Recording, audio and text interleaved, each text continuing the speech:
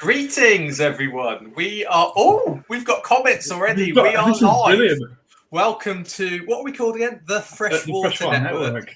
The reason we called that is because we wouldn't be able to do this without the help of Tom Brook from the incredibly popular, incredibly funny The Reefers Network. And I contacted Tom because I've been on The Reefers Network, and Max keeps going on about podcast. So I asked Tom. Tom thought it was a great idea. So this is only possible thanks to Tom Brook from The Reefers Network. So yeah. So with us today, there is me, Jezar. There is Max. There is Nathan, and we all know each other. Max. Unfortunately. Max, where are you from? What are you about? Who are you? Well, what can I say? I'm from West Yorkshire, unfortunately. I currently run a business farming worms, which is kind of a really strange thing.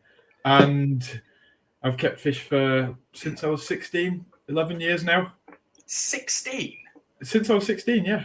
You started late. Yeah. Oh, no, well, I've dabbled before that. I've dabbled before. We've got an imposter. You were telling me you started a YouTube channel in like 2022 next. Pathetic noob. Yeah. Right. Well, Nathan, when you're 60, you've obviously been keeping them a while. Haven't you? welcome everyone. Nathan Hill, ex-practical fish keeping editor, on his birthday weekend. Yeah. Nathan is 60 this weekend. 65, Joe. 65. Yeah. Do you want my background? Do I need to do anything? No, it's all right. We'll welcome everyone else. So in the comments, we've got Reefer. It'll all come out in the wash. Don't you worry, mate. I don't want to know his background. Reef and Teeth. That is Jamie Hendel. We know him well. Welcome, Reefy Reese. Evening Freshwater nerds. Nearly put reefers then. Reefy Reese again. Harry West 5447. Welcome, Harry. And that is it. We've got a viewer each. I'm loving it. This is so good. This is so good. Right. Well, Nathan's been at work today, and I've been at work. Max hasn't, so Max has put together a bit of a running order. So, Max, do you wanna kick off? Yeah. So, I mean, it's very similar to what you had already, Jeremy, and I'm hoping we sort of end up rambling on tangents, but hopefully it keeps us going in the right direction. But I mean, what do we want to achieve? What do we want to achieve with this? That's probably where we should start, shouldn't we? I think Fish Chatter. Importantly, it's not going to be sponsored, whether we like it or not. Even if it gets really, really big, we're going to be like the Jimmy Wales of podcast. We're just going to go. We're just going to be absolutely skint and hopefully have lots and lots of listeners. And but that's going to make for a more honest show. I think we're not interested in numbers. We're not interested in sponsors, advertisers. If they send free stuff, I think Nathan, I don't know if we told you this, but if they send us free stuff, we're going to give it to the viewers. We're not. We're going to. So I'm not getting paid for this. No, not at the moment. Stay on. Don't jump up. Don't jump on. He's gone. Okay. Well, it counts towards my community service, so I don't care. Yeah. How many more hours have you got of that? 68. Yeah. That's why he's at home. Yeah. That leg collar thing. Got the tag. They literally handcuffed me to the table. So what do you want to get from it, Max? What do I want to? I don't know what I want to get from it. I just want to come here and have a good laugh and learn something about fish. Let's talk. I feel like, there's not. How do I word this? The freshwater hobby is huge, right?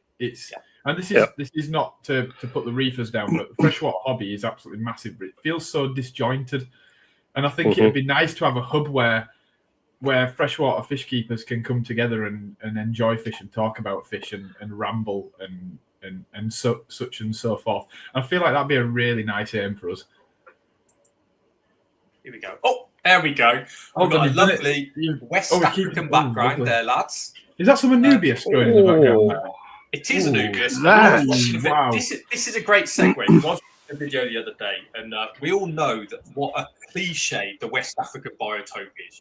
Cribs, Congo tetras. I believe cribs and Congo tetras don't even live in the same river. I think one from the Western. Yep, Democratic Republic of Congo. Literally, the others are like Sierra Leone way. Yeah, it's not even the same watershed, is it? It's impossible. Yeah, no. It's like English fish and Spanish fish. It's like there's a biotope. No. However, I was watching a video the other night by what's his name, Van Houston. Oh God. I know the one. I'm his new super fan anyway, like a Dutch, not an ichthyologist, but like a kind of fish keeper who explores, and he does it with Michael Kyman, who's properly pronounced Michelle Kyman, your ex-writer, Nath. I always thought I've been getting it wrong my whole life. I thought it was Mikkel, so I've just learned something there. Well, according to the Dutch guy, it's Michelle, but he's Dutch, so he might be wrong. Maybe it is Mikkel. But anyway, he goes to West Africa with him. So this is like, it's like as good as it gets. So they explore, Hans is his first name. Hans Van Houston. Yes, I'm sure that's him, isn't it? I'm pretty certain it's pronounced Hans. Yes. So he's brilliant. That's the other thing I want to do. I want to start flagging good YouTube videos where they're not just kind of like influencer produced. These are like habitats. This is where you learn. Anyway, I digress. So he was chasing some pelvic acromis. I think they were just polka. They might have been prabensis through a West African stream in a forest. And it was really small. And it was, if it was South America, you'd say it's where epistogrammas live. But the stream was lined with Anubias. And so the cliche is real. There was Anubias, just like in that photo. But presumably the Anubias were all growing out of the water rather than in. 100%. Yeah, as is often the case with aquatic plants. Yeah, but it was a tiny little stream that these cribs were in. It was about 1 meter across, about 6 inches deep. Pretty black water. It was like a jungle stream where you'd expect to find like the rarest epistogramma. So it's really cool. Yeah, and obviously no Congo tetras. Well, look, there's feedback you can look for then. Get viewers to talk about if they've travelled anywhere. Let us actually know what's in the biotopes that they visited. Yeah. So just give feedback. Yeah. Also, just to say, if there's any viewers, if at any point you've got any questions, just stick them in the comments, and we'll do our best to either answer them straight away or circle back round to them. Just give us content. We don't have a clue what we're doing. Please help us. Please. Lads, this is blowing up. We've got new listeners already. We've got 7. Tim Smith. No way. Is that Tim Smith? Could it be? Oh no. Oh no! Kick him off. Get him off. Get rid of him. Get him off. Can we kick him? We got Norfolk Reefer. We got Miranda Belcher. We got Mark Duffel. Hey. Mark, what a guy. Legend, Mark Duffel. The very legend. Ethan Wright. Belcher. Harry West again. Hello. Stick a background on, says the Reefers Network. We're way ahead of you there, lads. Keep up, boys. Apparently, the Freshwater Network has said hi, everyone. So, cool. Hi. Right. Nathan, what would you like to get out of this evening's session? Out of this evening's session? He wants to complete a few of his community hours. That's basically it, my community service. I think I'd like to ramble about my tank for a bit at some point because I'm very happy with it. And you've actually had it going for ages because I spoke to you about this tank about a year ago. Yeah, it's evolved a lot since then. But things have died basically, so it's evolved that way. it's badly evolved because of issues, but it's devolved. It's gone backwards. And the other thing, I think I would like to champion a little bit because I've gone full circle, as you know. I started right back in aquatic retail, little mom and pop store, little aquatic independent. Went through all sorts of different career paths, and now I've literally come right back to Nirvana. I'm literally in a little one-man band store, tiny little independent. And I tell you what, it has been absolutely eye-opening. The evolution of the industry and the hobby in that time, and still the problems that independent retailers or just staff in aquatic stores face. I'd like to raise some of those at some point. So that's what I want to get out of it. Go on, tell us. So I've made this point before. Aquatic retailers, for what you're paid, and this isn't an attack on the industry, but for what you're paid, there aren't many industries that are expecting you to be an encyclopedic expert of all your fish, a vet, a botanist, a coral expert, a marine encyclopedia, a technical advisor, and a water chemist before you've even got into ponds for something scraping not far off a national minimum wage. It's a huge, huge ask. And I think there's an awful lot of people that don't, certainly not the case with what I've got going on, but there's a lot of people that don't appreciate their staff. You always hear this thing about the aquatic industry as a high turnover of staff. It's like, yeah, you're asking so much of them. Be nicer to your staff. Yeah, these guys, you wouldn't get someone would normally have to go through university to get the kind of knowledge a retail workers. And it's like, and you're paying them dregs. Be kind to your staff. So yeah, I think that's probably my biggest angle at the minute. It's an interesting point. I'm back in aquatic retail at the moment, and my journey has been very much like yours, Nathan. I kind of figured about 6 to 12 months ago that AI wouldn't be able to get me right, because AI put me out of a job, basically. I used to write content for websites, and then AI stopped it. So I thought, right, I'm going to go back to what I love, back to what I'm brilliant at. I'm going to go and work in a fish shop. No one's going to stop me catching guppies, right? But now, so I catch guppies with people, but while I'm catching them, people are like, ChatGPT said this about them. And you're like, here we go. Here we go. That's when I want to start dropping the net. And just as I thought I was, apart from ChatGPT, I can get over that. I can get over most things. But Elon Musk has now announced he's going into robotics, right? He's virtually scrapping the cars. China's won that with BYD, right? There's no money in Tesla cars. He's going to do robotics. So I think that in a few years' time, a robot will be catching those guppies, and I'll be well and truly out of a job. Yeah, it'll just be a massive turkey baster going above tanks and just sucking out the fish you want, dumping them into a bag, sealing it, and there'll be a robot posting it off to you. So yeah, we're screwed. We're doomed. We're absolutely doomed. So oh dear. Yeah, and again, I'm interested in feedback. So I don't know if I'm living in some hermetically sealed bubble on this one, because I've experienced retail, but I'm interested if anyone who's watching has been in retail as well. Just give feedback on your thoughts on it. So, is it a big ask? Yeah. So it's a huge ask. I mean, everyone you speak to, especially in the Northwest, everyone struggles to find staff who actually want to do it for the money and work every weekend and work bank holidays and go in on Christmas Day. Do you know what I mean? So, well, yeah. And the amount of time you spend on a person as well. So again, aquatic retail is quite unique in this respect, because if I go into Tesco's or Sainsbury's, I'm buying apples, I'm buying bananas, I'm buying a cut of meat. I don't communicate with anyone. I just get 50 quid's worth of goods. I go to the counter. I even scan myself out with someone just looking over my shoulder to make sure I'm not like scanning Xboxes through apples and stuff. I do that all the time. But when you think about there's a certain degree of not ingratitude, but expectation on the part of customers that go into retails. So point in case today, I spent about 35 minutes with a guy going through everything about water chemistry. I tested his water for him. We're talking about his tank. We're talking about plants and everything. What I got out of that at the end was one Nerite snail cell. £3.95. I was like, 35 minutes for £3.95 is not a good turnaround. And a lot of the guys going into stores expect that as like the base rate. It's even worse.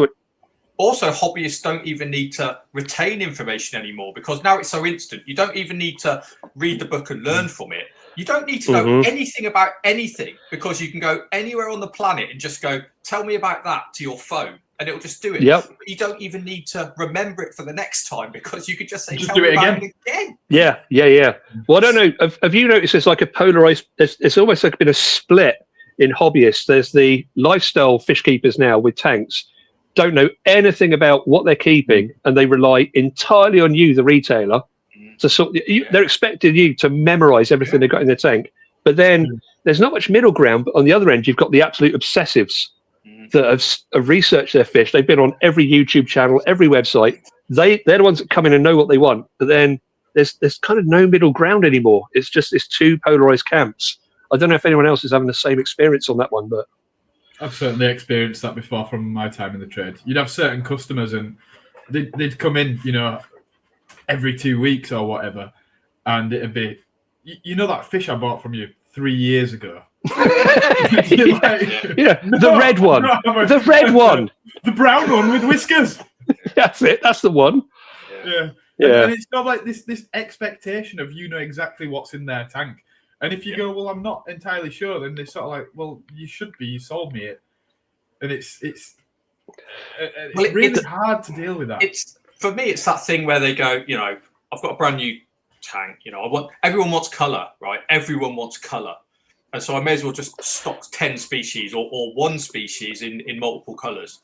And you tell them what they can have or they can't have. Zebra danios are a difficult sell these days. Do you know what I mean? Mm-hmm. They just don't want them. They want to go straight onto the neon, straight onto the male guppies, straight onto the fighters, the betas. You call them what you will, right? Mm-hmm. And then they'll go, "What's that fish up there?" And you'll go, "It's a 12-inch ghost knife fish." And they'll go, "Can I have that in my tank?" And you'll go, "Well, I've just bagged you some neon tetras. I strongly advise that you don't. They will eat them. They'll eat them." Yeah. I look them in the eye and I say, "If you do that, they'll die." And they look at me and they smile and they go, "Shall I get it then?" And you're like, "No." Yeah. I just told you. There's another thing that seems to have changed. That's one thing I have noticed, the difference between then and now. I'm being old. I'm old enough now. I'm allowed to. I can think back to very old.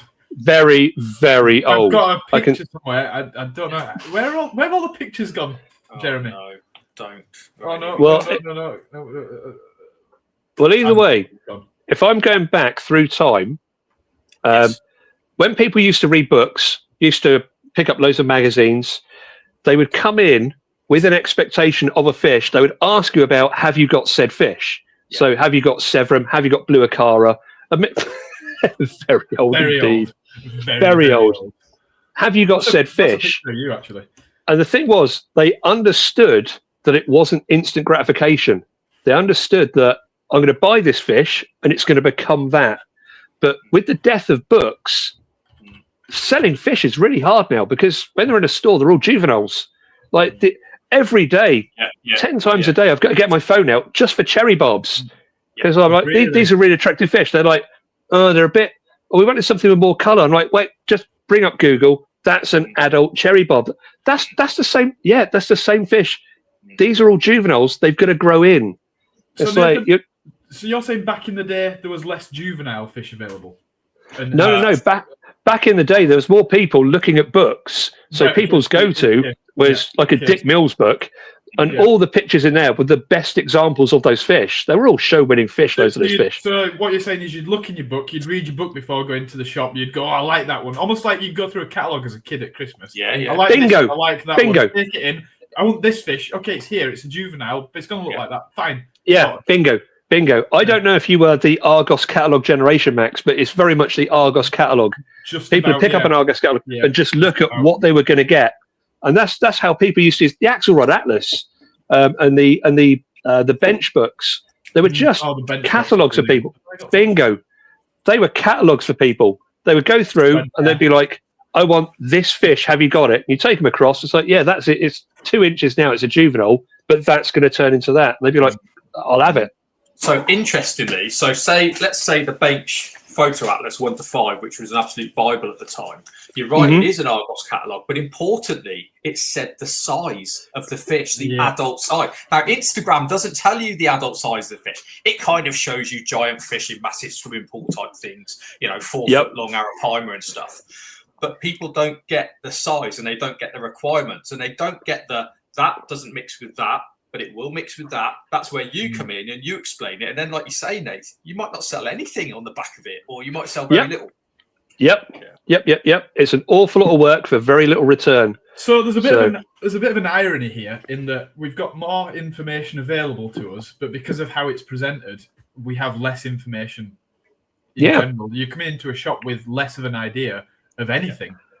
Yeah. Well, I think the availability of information has led to this culture of instant gratification.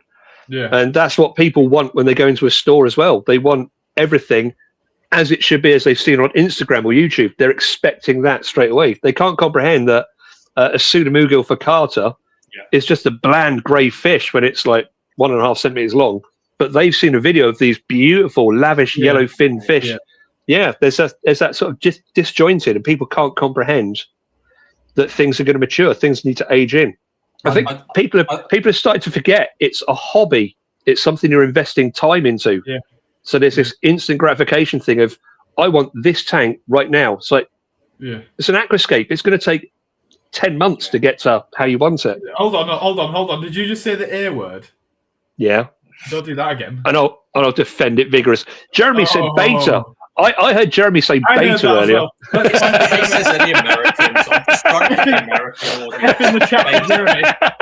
Should we just sort out, because Nathan is the man, actually, because I remember Nathan writing a very good article about this. So, right. The three of us, Nathan writing a very good article. All his articles are brilliant when me and him were together. It was only after I left they turned utter tripe. I'm joking. I nearly swore then, but anyway. So, right. Take it in turns to pronounce B-E-T-T-A. Right, I'll start. Me. Better. Max. Better. Nathan. Beta. Right. Is it better? Beta. It's better. It's better. Better. Right. Nathan, you can be the judge on this. Is it beta? Is it better? Is it beta? Or is it something else? Go. Better. It's that fucking simple. Oh, I did it. Better. It's that flipping simple. And do you know what? It's not even. It's not. It's derived from. It's an Indonesian language. Is it Indonesian or is it Thai? Right, Nathan, go. Do you remember it? Because I remember you telling me about it. I honestly cannot remember. Right, I didn't get to do the intro. It was my 50th birthday yesterday. I've had like 3 hours sleep. I'm hungover as balls. And I've had a hectic day, so my brain isn't working. Okay, I can't remember what I had for breakfast. I will recollect this very, very kind of, not even paraphrasing, but basically, I believe you told me, or you wrote, that better came from bedta, which is a Malaysian word for warrior. Yes. I've got a similar but different take on it from what I've heard. You're absolutely right. I heard the traditional name for a fighting fish was ikan better, which means persistent fish. Okay. So we've got two similar themes. Let me just origins. Google. Yeah, because then you've got because Google doesn't know. No, I'm just googling the language. Calm down, Jeremy. It's all right. Because then you've got the derivate. You've got the second parts of that. So you've got better look more. I think it's pronounced, and you've got better cheen as well. And the look more was the fighting fish. That was the one they groomed up for fighting. And look more, I think, meant something like clay pot, which is what they kept them in. Whereas cheen was the fancy ones that they grew with the big fins, and they're all exported to China. Hence the cheen part. So, but what they were saying is we keep the hard ones for ourselves. We have a special guest commenter, aka the dark one, Granty. Is that? Oh no! Oh no! And this is brilliant. This is why we made this show. He says it's Indonesia and it's ikan better, BETAH. That was it. It was better. Basically. Yeah, it can better. I couldn't recall what language it was. But yeah, better meant basically a warrior, a fighter. Yes. Yeah. Love it. So don't say beta. Don't say beta. No. Don't ever say beta because beta to me is BETA, which is Greek alphabet, and it's got nothing to do with it, right? Exactly. Yep. Yeah, cool. We're in complete agreement. So that is our house style on the word. If anybody says beta or beta or beta, we're going to send Nathan after you. And that's our first bit of kind of citizen science kind of ichthyology as well, which brings Max on to our next point about. Would you like to talk about scientific names, Max? Well, we're not going to dive very deep into it, are we? Because I think that's probably going to be a whole episode in its own right. We should. We totally should. We've only got 17 viewers. We need at least 23 to make it worthwhile. So, I mean, if we can get it up to 23 in the next 10 minutes, why not? But I guess what I wanted to get across, and I'm sure you guys are in agreement, is one of the things we want to do is we want to educate and we want to learn a bit ourselves. So where possible, we're going to use taxonomic names, not to be snobby, not to try and look better than everybody else or anything like that. I'm being snobby. Yeah, you are. Okay. I'm being very snobby about it. Yeah, fine. But we're going to use it because we're not just going to use taxonomic. By the way, we're not like Jeremy, like you said the other day. Nobody's going to say Balantokilos melanoteris from silver shark. We're going to say silver shark because that's what it is. But where possible, we're going to use the taxonomic name as well. And we'll talk about what the taxonomic name means because it literally is a description of the fish, which is bloody brilliant. Yeah. But damn right. That's why they use them. But to further that, yeah, exactly, yeah. So you can understand it regardless of what language you speak. It's fantastic. Nathan, are you dying? What are you drinking? No, I was just petroleum. I was just having a little nip of tea. Very nice it was too. Jesus. But, we will not accept the word Latin. Well, the phrase Latin name. We will not accept that because taxonomic names are not just Latin, and you will be banned, and we will hunt you down. Can I do my favourite one? We haven't got enough people to ban me. So if we I love this. We can start banning. Go on. I love so one of the key points I use, people use Latin. I know the Latin name. I'm like, no, they can be anything. They can be Greek, and I love to dig out the Japanese. I'm like, there's even Japanese scientific names, and I love just dropping Yahusi Kotakia. Yeah, I'm like that. How Latin does that sound? Yeah. So what about the Inca stone cichlid, Max? No, that ain't no Latin, is it? No. Is it? It's Incan, I believe. Exactly. that's whatever. So yeah, it's one of my favourites. It's really cool. Yeah. And this thing, people always say that, why do we, you don't need to use the Latin names. People can't do it, etc.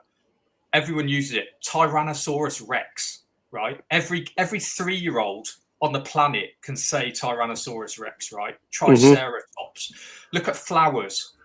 What, chrysanthemum? What? Everything. Yeah, it's easy. It's just it's an ignorance. Is it an ignorance? I think it's probably an ignorance that you look and it's easier to say a word that you already know rather than just learn a new. Rhinoceros, is that probably? Is rhinoceros a scientific name? I believe hippopotamus. Is hippopotamus? Wait.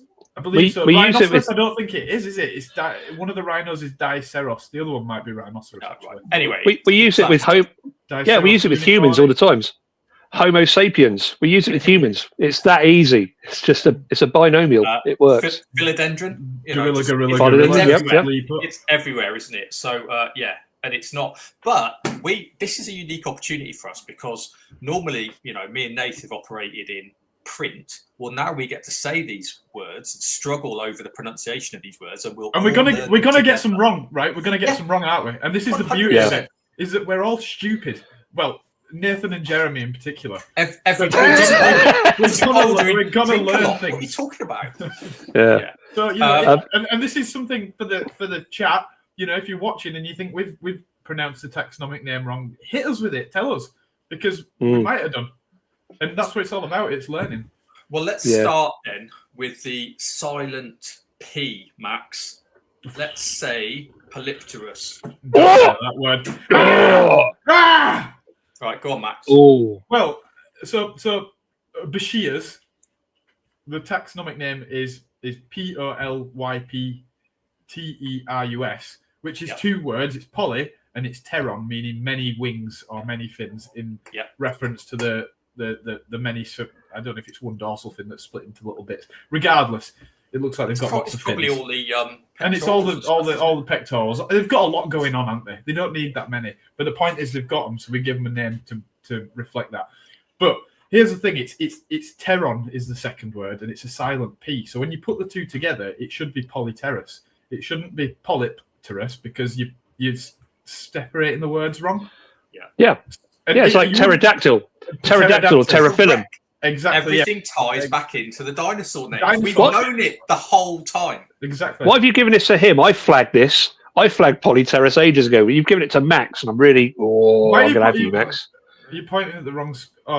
On my screen you're there. That's where I don't know where. Oh well. Why have you given it to him? So that is we agreed on this name. Correction number 1. So it's polypterus because it's many. It's poly. And I've been saying polypterus the whole time, and I've been wrong, and I can admit that. Good on you. Well done. Yep.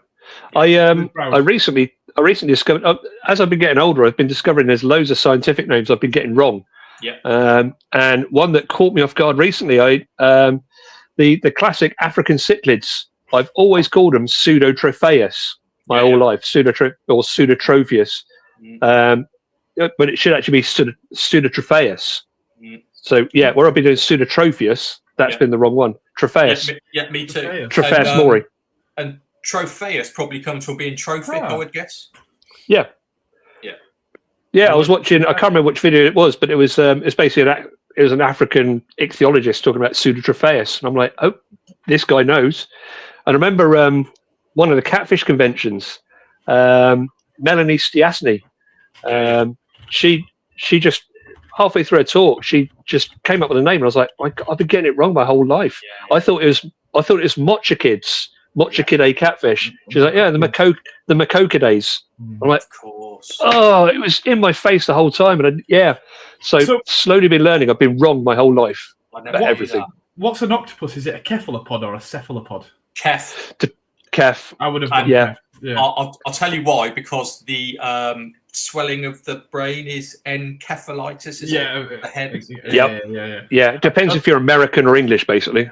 Yeah, I'll share a good taxonomic name since I was sharing some that we got wrong.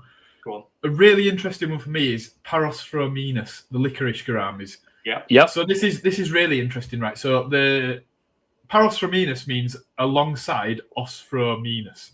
Now, typically when you put paros or para before a name, it's alongside another genus that it's similar to in one way or other. But if you look, there's no genus Osphrominus. However, there is Osphronemus, which are the giant gouramis. And that literally translates as to smell or to taste and thread in respect to the ventral fins that are sort of like threads that can smell and taste. But what happened is when they were describing the licorice gouramis, they basically cocked up and they put the M and the N in opposite places. Because they've done it, it's done now. So I always thought it was Parosphronemus without actually really looking and reading and thinking. Yeah. And it wasn't until a couple of years ago I went, hold on a minute, is this wrong? And when I looked at it, it's not. It is Parosphrominus. God, we're nerds. We're so nerdy. We've got some new viewers. We've got 18 viewers. Can you believe it? We've got Chris Lee. We've got Drippy. Drippy is one of the founders of the Reefers Network. So welcome, Drippy. He said he started off with Freshwater, so wanted to come and show his support. Thanks, mate. Gabor. We've got Gabor. That's brilliant. Hey, Gabor, what a guy. We've got Chris Lee as well, unfortunately. Chris Lee. We've got Fish Palace again, another kind of reefing podcasty founding member. So he's kind of giving us his support. So thanks everyone. If you can all tell your friends to get on, Nathan said he's going to strip naked at 56 viewers. Yeah. So if you want to see that, get everybody in. Let's make it happen. So I don't know if he knows it, but we have invited Stephen Grant on, haven't we, for a future episode? We actually have him booked in. Oh, am I at leisure to tell the viewers when? Of course. I've forgotten. Okay. Let me. The best thing is what he's going to talk about. What's he going to talk about? Probably himself. His massive arms. So we're going to talk about gout. That's a good one. Yeah, you can talk about gout. No, we're gonna. We both can. We're gonna have loads to talk about with Steve, but I think for the first episode we're gonna look at Corridorus and what the hell happened there, and we're just gonna break it down, and we're gonna try and get our heads around what happened. Yeah, and then I'm sure we'll get him on for more episodes. And we're gonna find out if it was predicted. We're gonna find out if there's any randoms that he doesn't agree with. We're gonna, it was being talked about for a long time, wasn't it? But I didn't think it would go the way it did. At one point, all I heard, and this was years ago, was that maybe Corridorus was going to go to Brochis or whatever. I mean, is it even pronounced Brochis? Is it Brochis? Is it Brochis? Brochis? I'd have thought Brochis. I think it's Brochis. I think it's Brochis. But Brockus has just become the waste bin taxer of it all, hasn't it? They were like, here's Gastrodermis, here's Spermistax, here's Hoplosoma, here's Osteogaster. We've got all this stuff left over. Chuck it in the Brockus bin. We'll worry about that later. Do you know what? And this is my completely unscientific approach on it, is that the whole thing of Brockus was if it's how many dorsal rays or more was it? Bingo. Steve, 13, I think. Watching, I don't know. I can't remember, but there was this concept that if it had a certain amount of dorsal rays or more, it had to be Brockus. And I didn't like that because there was such a gamut of different amount of dorsal rays in there. Like, it made no sense to just separate one genus on number of dorsal rays. But now that you've thrown all these other ones in, there's less dorsal rays in there, and I'm sort of like at peace now. So there's more science to base it on. So this opens up a massive can of worms, because we've got the old Meristics, we've got this has got this many dorsal fin rays, and the ratio of the eye to the opercular is this, and that must make it this, versus DNA, which just smashes everything. Oh, 100%, yeah. Because, I mean, look, Nathan, do we go for? You've got to go DNA, because if we went with Meristics, you wouldn't even say that Nathan was a human. Like, that's on DNA alone. He's got 4 fingers and a thumb. There's a lot of fungus in here. Yeah. So, and then you've got guys like Thomas Neer who are just reclassifying everything everywhere, and it's like, no, do you not? Neer and Thacker. I wrote about it on the marine side, and tuna are now related to seahorses. Yes, that's it. Synaphids and tuna are basically the same, aren't they? Yeah. Loads of stuff are related to seahorses. But it's that mental, though, Max. My uncle was. Freshwater. I mean, I think the Cythrinids, the African Cythanids, the Africans, yep.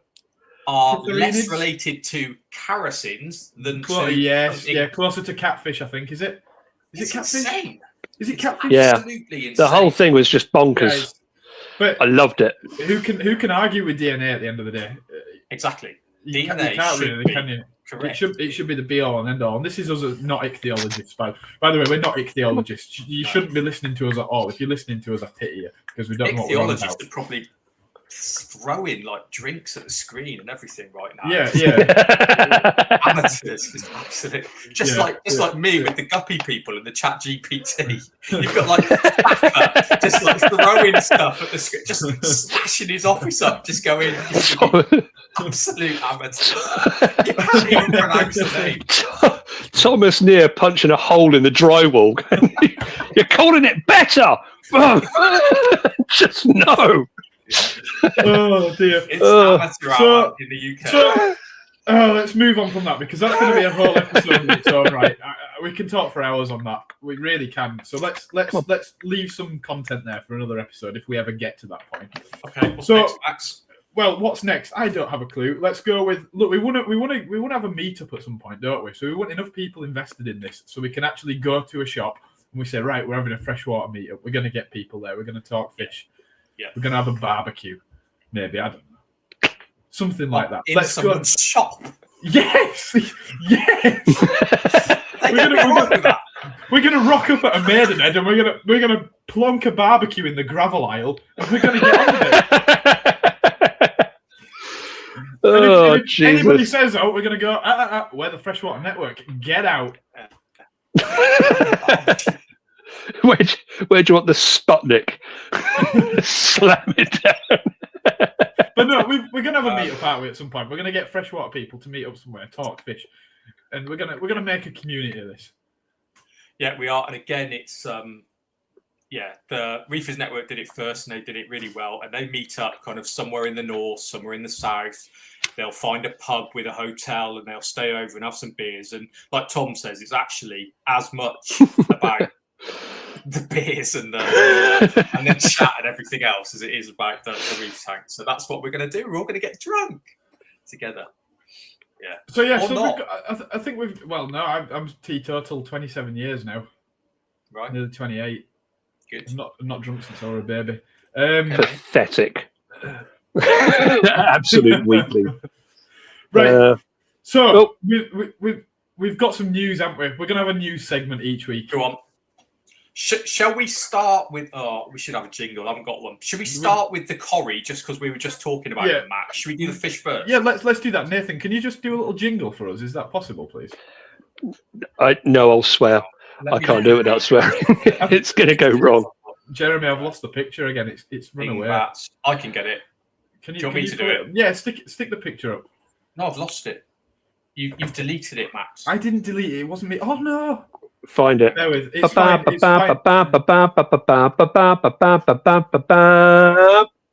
Fish of the week. Timed. Okay. Brilliant. Right. So we're gonna talk about. Let me just preface this by saying that I hate the term new fish because it's this idea that last week this fish just wasn't there, right? And it's just evolved itself into existence for our gluttony, you know. So this is in essence a new fish, but it's not. It's been there for thousands and thousands of years, maybe more. We just didn't know it was there. So this is a corridor. It's not a corridor. That's a lie. It's a hoplysoma. Hoplysoma. It used to be a corridor. It's been recently discovered from a tributary of the Rio Orinoco. Rio Tomo, yeah. Rio Tomo, yeah. Yeah, of the Orinoco. And, well, what can we say about it? It appears to be a colour form of Hoplysoma concolor, the slate Corrie, which has been around for some time. And we've started seeing imports. I don't know if either of you guys have seen these in the flesh yet, but I've seen them in a few shops now. No. The thing that fills me with dread, right? The thing that fills me with dread is the price. How much are they going to be? Right now, they're not a cheap fish. I want a group of them. Yeah. So, from what I've seen, the RRP's like up to 200 quid a pair, but as low as £30 each. Now, if they're anything like concolor, which most likely they are, they're not going to be too difficult to breed. And give it 2 years, the Indonesians will be producing these en masse, and I reckon you'll be able to pick them up for about 15 quid each. You've literally nailed everything I was going to say there. So, introducing the new boom or bust fish. So there's always one, isn't there? There's always one. What was it? Yep. You know, we've seen it with so many fish, and that's not to sort of like knock any fish, but there's been so many boom or bust fish, and the price drops so quick. Yeah, it's the new Ivan Akara Adakita. So at the moment it's stupid money, and then before you know it, everyone's going to be breeding them. Think they're going to make 30 grand a year just by breeding these little hoplysomas, and they're just going to end up flooding the stores with them, and they're going to be going out for they'll be down 25 quid soon enough, and you just see it dropping 5 quid at a time. They'll probably plateau about 15 quid, and that's where they're going to stay. There'll be a point where somebody absolutely cracks this thing and produces and floods the market, and that's when the price will really drop off. But let's not be negative knowledge, because it is an absolutely stunning fish. And beautiful. It will never be a cheap fish. Let's put it that way. It's never going to drop below 10, 15 quid a piece, I don't think, because it is a really, truly stunning fish. Do they have slightly longer dorsals? What's the comparison with concolor?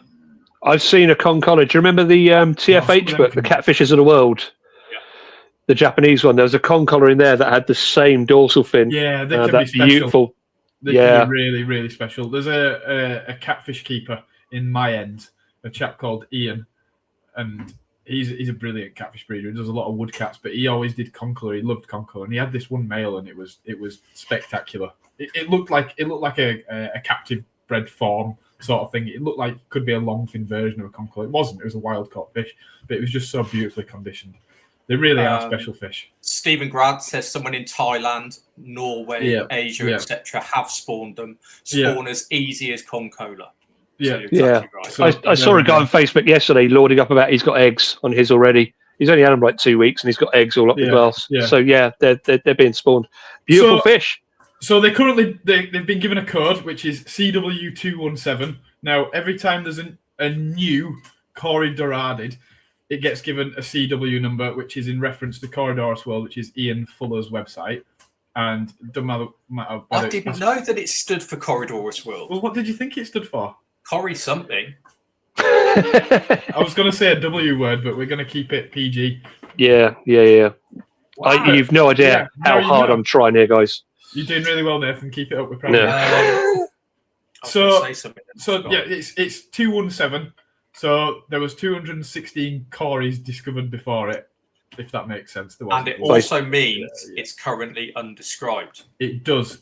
Now, this brings me on nicely to my next question, which I will pose also for the listeners. If you look this fish up, where it's been given a taxonomic name, it's been called Hoplysoma species AF concolor. Now, AF, if I am not mistaken, go on, don't challenge me on this because I know this. Go on.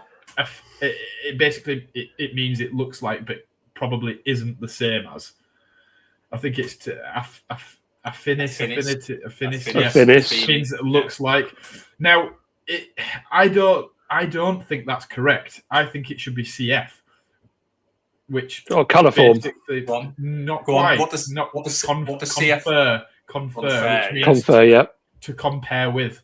Now, that's typically used when a fish is found and you think it's probably the same as something else, but we're not certain, so we'll give it a CF. Now, Steve, if you're still listening and you're not bored of us, please do correct us. Should it not be CF because we think it's probably a form of concolor rather than AF? Is it in the same drainage or is it in a different water? It's the same drainage, both Orinoco fish, but they're not. The habitats don't overlap, which is kind of makes sense because isolation is what changes the. Yeah, it's just a separated population, isn't it? Exactly. Yeah. Like you Southerners versus us Northerners. Yeah, us superior Southerners. Yeah. Right. Okay. Anyway, so that's our new fish of the week. What we're going to do is we're going to send Jeremy to.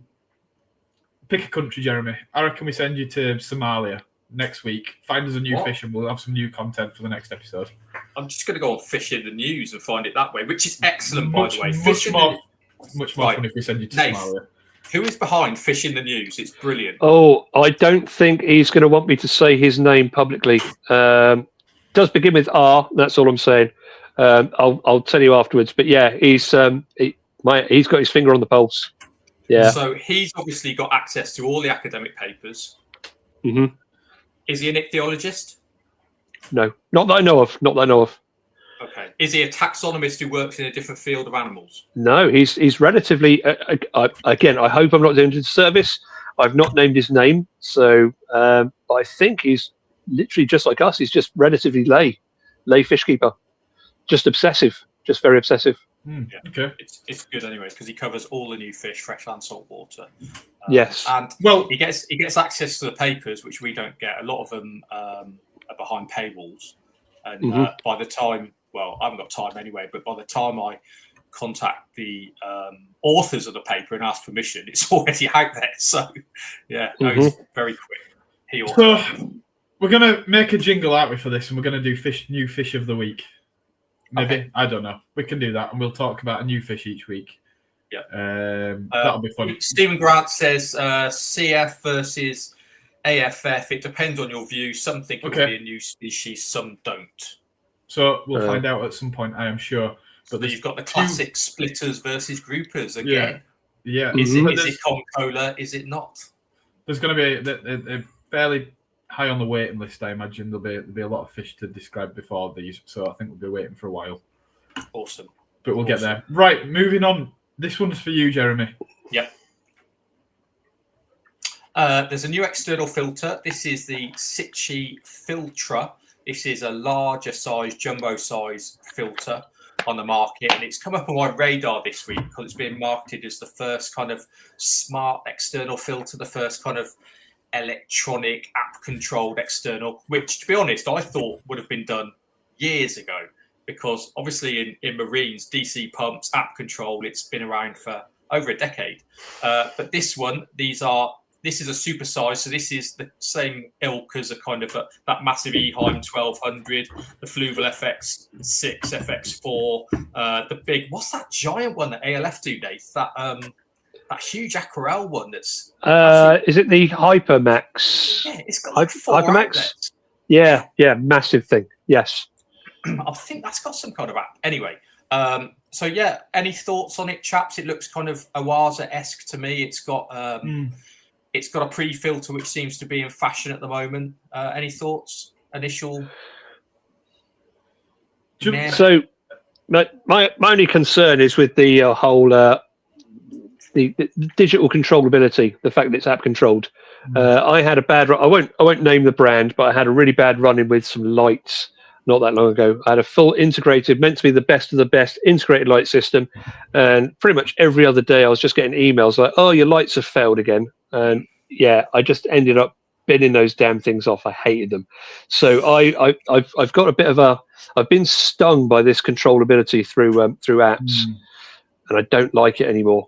I prefer to be a little bit fly by wire. Max, first thoughts?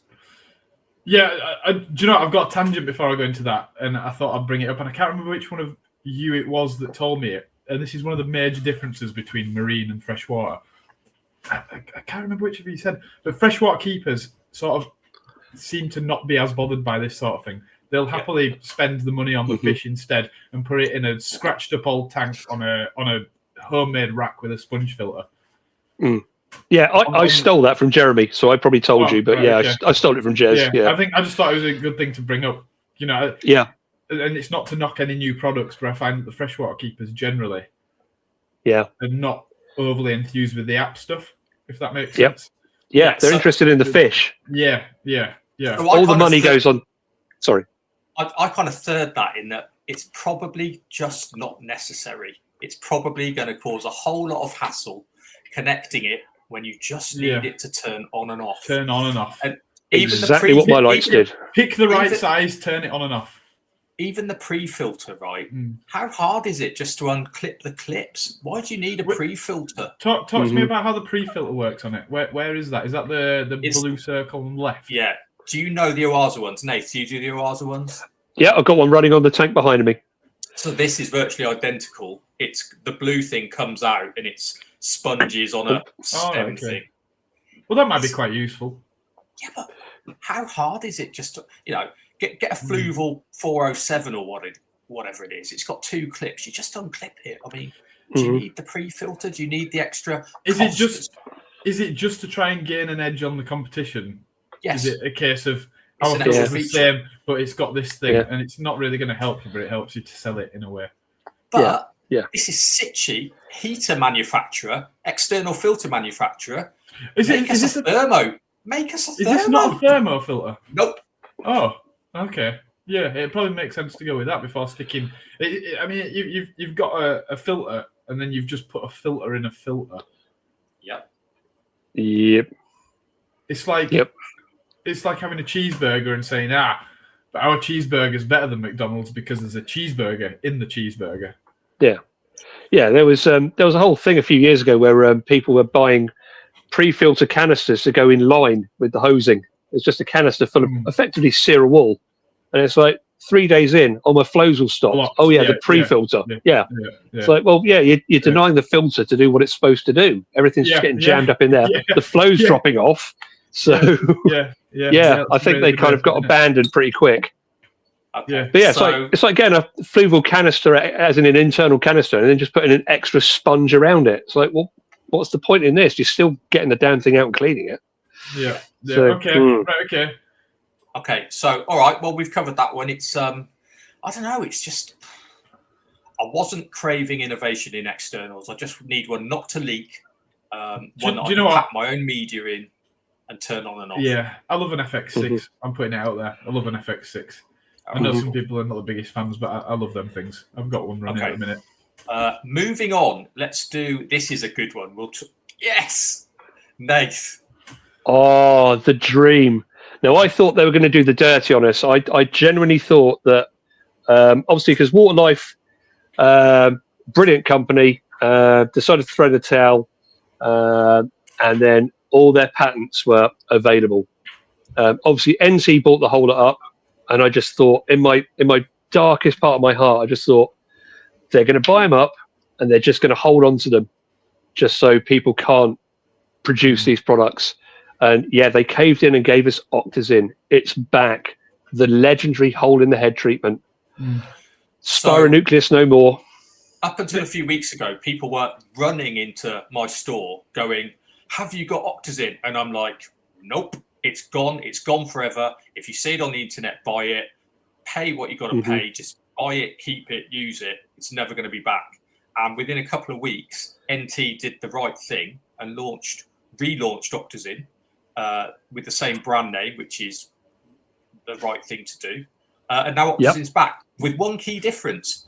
This is not tablets, it's liquid. Liquid. Yep. So yeah, that's a good thing. That's a good thing for fish. Trophies keepers, they were going mental. Discus keepers. So yeah. Yep. Quite pleased about that. Such a great product. Yeah. Shame about the fish on the front. Very prone though. Very, very prone. Well, yeah, they have a large head to have holes in. Mm-hmm. They know their market well. Yep, very true. Fair enough. And it is bright. I'll give them that. Just not my favourite. I'm interested to know if anyone viewing has actually used the new Octazin yet, because I haven't had a chance to. I haven't. Have you chaps got a favourite medication at the moment? I have. Go on. Just anything with chloramine T. It's just my new kind of. Okay. You know, I grew up on FMG, and I've seen it become next to useless if you overuse it. It's quite powerful when you don't use it for months at a time and then suddenly you use it. But when you use it every day for like 10 years, it becomes pretty worthless. So chloramine T was my new one. Yeah, the FMG is really damaging though, because the excuse me, the formalin part. No, even worse than that. So formaldehyde. If you look at what happens if you overdose formaldehyde in a fish's gills, all the tiny lamellae at the end of the gills club. They're just literally scarred together. It scars the gill tissue. Am I still there? Am I still there? I'm back. So yeah, all those fine lamellae just do that. So instantly, and it never undoes. That's the other thing. Well, it's a fixative. It's designed. Well, its original use was storing preserved specimens. It fixes everything. But yeah, on live gill tissue, it just clubs it, and that'll never undo. You're just scarring a fish's gills every time you overdose anything with formaldehyde. So yeah, FMG is awful.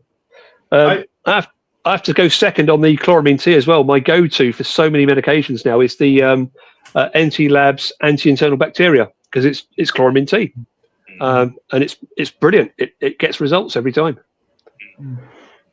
Mac's favourite medication? Amoxicillin, because it cleared up a really nasty chest infection I had the other week. I was going to say, is that not an antibiotic? Yeah, it is indeed. Yeah, no. What is my favourite fish medication? Well, when you're as good at keeping fish as I am, you don't really get to use them that often. No, I'm joking. Chloramine T is a good one. It is a good one. It's powerful, isn't it? It's strong. But I've got a soft spot for praziquantel. I love Prazi. It's a highly effective koi fluker. There's so many flukes in cold water fish that people don't know about, and they throw everything at them apart from an actual fluke treatment. But it doesn't seem to work on goldfish. It seems to be lethal on goldfish, but highly effective on koi. So then I swap back to flubendazole. Is it? Yeah. But yeah, cool. I've still got a soft spot. Yeah, I've still got a soft spot for potassium permanganate. Affordable. I think anything is effective when it's used correctly, and it's hardly ever used, isn't it? Yes. It's like salt. Salt is a dream medication. Just don't keep your fish in salt the whole time. Yeah. I think you've raised a good point there. So many people use medications just as prophylactics. Yeah. They just literally use them the way people use vitamin tablets to stay healthy. They're like, I'll throw methylene blue in with the baby fish like every day. It's like, it's not doing much help. We'll throw formaldehyde into the tank just to make sure there's no background parasites. So great, you just scarred your fish irreparably. So yeah, there's a lot of we all do it with gravel and bogwood and lighting on and a great big biological filter, and it just degrades the whole thing. It soaks it up. It makes it way less effective. You've worked out your volume incorrectly as well. You need a bare tank with no light, just an air stone, and use the treatment properly for 24 hours, and it'll do its job.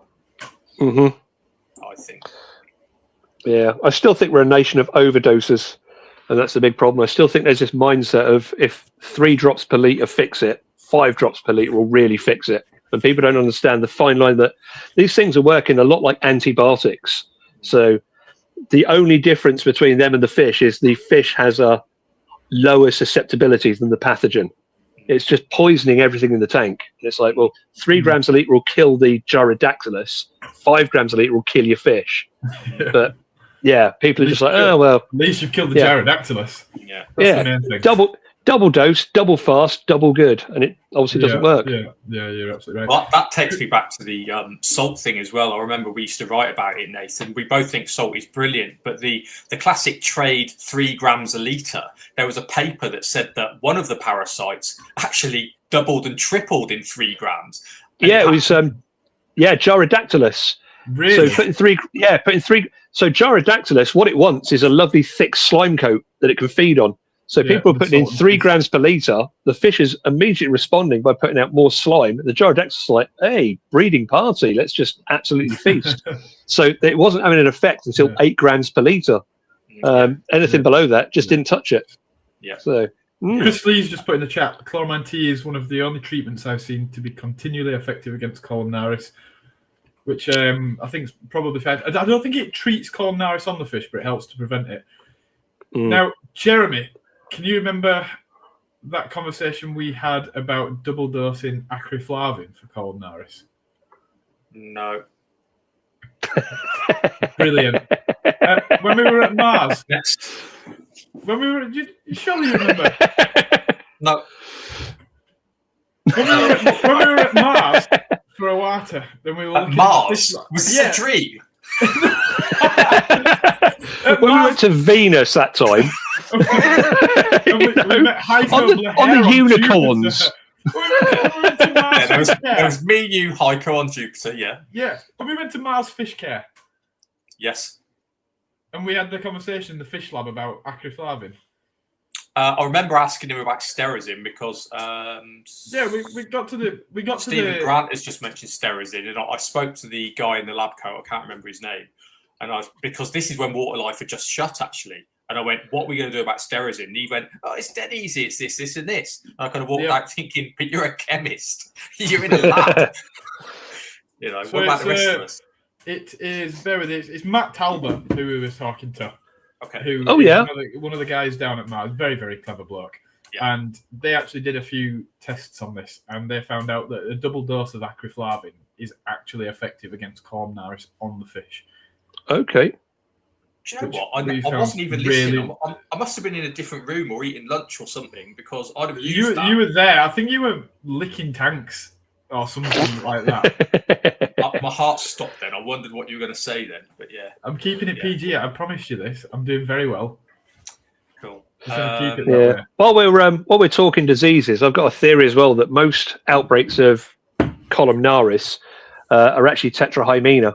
So I think tetrahymena, tetrahymena, the parasite, it's just taking away the mucus layer. It's breaking the skin. And then columnaris is only a secondary infection. Yeah. I think most people who treat columnaris are treating it wrong. They're just going straight for the bacterial, and it's like, no, get rid of the tetrahymena first. Yeah, and also you've got Aeromonas as well, which presents itself similar. So what do we treat that with then, Nath? What's your non-veterinary prescription? Start with antiparasitic. Yeah. So start with antiparasitic and follow up. If you're treating the columnaris, and the tetrahymena are still just destroying the skin, you're just getting more entry points. Yeah. So it needs to be a 2-pronged attack. Levamisole is really effective against tetrahymena. It's probably one of the most effective treatments against it. But it is really, really hard to get rid of. I think by the time, though, the problem with columnaris is by the time it's showing on the fish, it's usually too late. Yeah, especially guppies. Yeah. The moment you've seen tetrahymena, it's game over. Yeah, there's no coming back. A lot of these things. I don't think it's that they're not treatable, but by the time you see it, it's... well, like I said, I think most people reach for the wrong medication. Yeah. So they see tetrahymena and immediately start treating for columnaris. It's like, no. Get the tetrahymena gone first. While we're talking about diseases, we talk about those weird lymphy things that grow on neon tetras. Oh, dermocystidium. Yeah, and similar things. You know, if you look at old neon tetras, they get a big growth on the chin and often on the tail and the dorsal fin, and everybody immediately goes neon tetra disease. Oh, but that one. It's not because neon tetra disease kills quickly. These things can live with these great big globs for years. Yeah, dermocystidium, isn't it? I don't know if it is. And the only reason I say that is because you see that quite commonly on cardinals, don't you? But it looks different on the neons. It's almost like a herpes type disease. that seems to hit them. It doesn't kill them, and it just grows on them, and it doesn't really even affect the fish. Yeah, I've seen. You can treat it.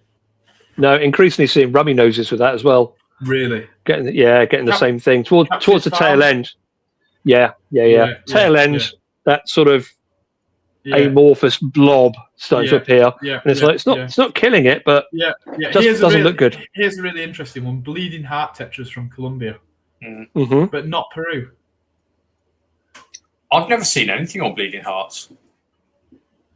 Yeah, it's quite common on Colombian ones. I mean, it might not be. I've not done that for a while. But when we were importing Colombian ones, were just a nightmare. They would just show it, and if you can get them to a certain size, they'd shed it. So adults would never show the symptoms. If you could get them up to that size, it just drop off them at adult size. It was weird. But the Peruvians never showed it. So on that subject, you own some very large bleeding heart tetras, Max. I do, yeah. We should have uploaded a photo of your tank or a video of your tank. We should have. We'll do that in the future. Yeah. Do you know what? Does that take us on nicely to your very old discus picture? That's a picture of Nathan. Oh, so it's not your actual discus? No, that's not. It's a picture of Nathan. If you know, know. Yeah, now I've hit 70. Let's do this, fella. Yes. I don't have a picture of. My discus here, but what we'll do is we'll have to. We may as well save this for when we've got a picture or a video, because you can take us to your tank, and it is remarkable in many ways. So it's probably worth because it's mine. Because of half an hour. We've definitely got. We can talk about that. I mean, we can talk about it when we've got some pictures. That's probably the best way to do it. I'll get some pictures up and we'll talk about it then. Nathan, have we talked about your fish yet? They're in view. You can see my fish in the background. Yeah. Go on. So, tank behind me on this side is a Carolyn biotope. I was using the videos of Mean Karan. Yeah. On Facebook. Yeah. Beta. I can't think what his second name is. Mahatfaraj, maybe. Mahatfaraj. Beta Mahatfaraj. Yeah. How do you pronounce that, by the way? Is it beta, beta, or beta? Who knows? He's the he's the authority on this. Well. So it started off with a selection of very different fish in there. I had some major issues with some wild caught fish that came in with intestinal flagellates. Just raced through the tank. So yeah, levomycel wasn't doing anything. Flubendazole wasn't doing anything. I ended up having to do a mix of flubendazole and chloramine T, of all things. So it was a dose of flubendazole, dose of chloramine T, dose of flubendazole. Finally got on top of it. Finally nailed it. But by that point, loads of the things had gone. So the original fish that are still in here, melon barbs, Halidaria melanampix, or is it fasciata, I think it is. Melanampix, the old name. Or is it melanampix? Halidarias. There's, you have a look at that. There's a load of the Tambrapanis, absolutely adorable. There's some Dorkensia, possibly filamentosis, but it's so hard to tell with that group now. Yeah. The stars of the show, 2 Etroplus canarensis. Again, fish. Well, there were more. They were the guys that brought in the intestinal flagellates. That caused so much problem. Really bad for it. Those things are not tough fish at all. It raced through the tank. Well, it was really bad in this tank as well, because I don't know if people are aware, but barbs, to my mind, especially the melon barbs, are far more efficient at turning over substrate than any catfish I've ever come across. Yeah, they're like a pistogramma. It is fasciata, by the way. It's Halidaria. It is.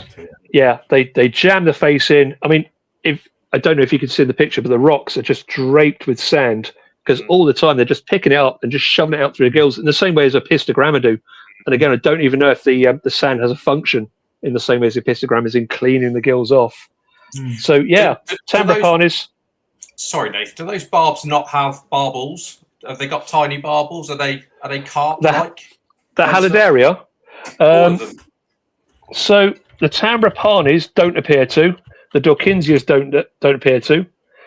I could have sworn that when they were young, the Halidaria did, but they don't anymore. The males in particular. It's a shame you can't see so well on the screen. They do have tiny barbels. Do they? They've got the most amazing blue lips with tubercles all over them.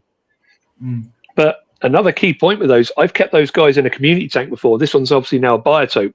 The behavior is completely different here to when they're in a community, as in night and day difference.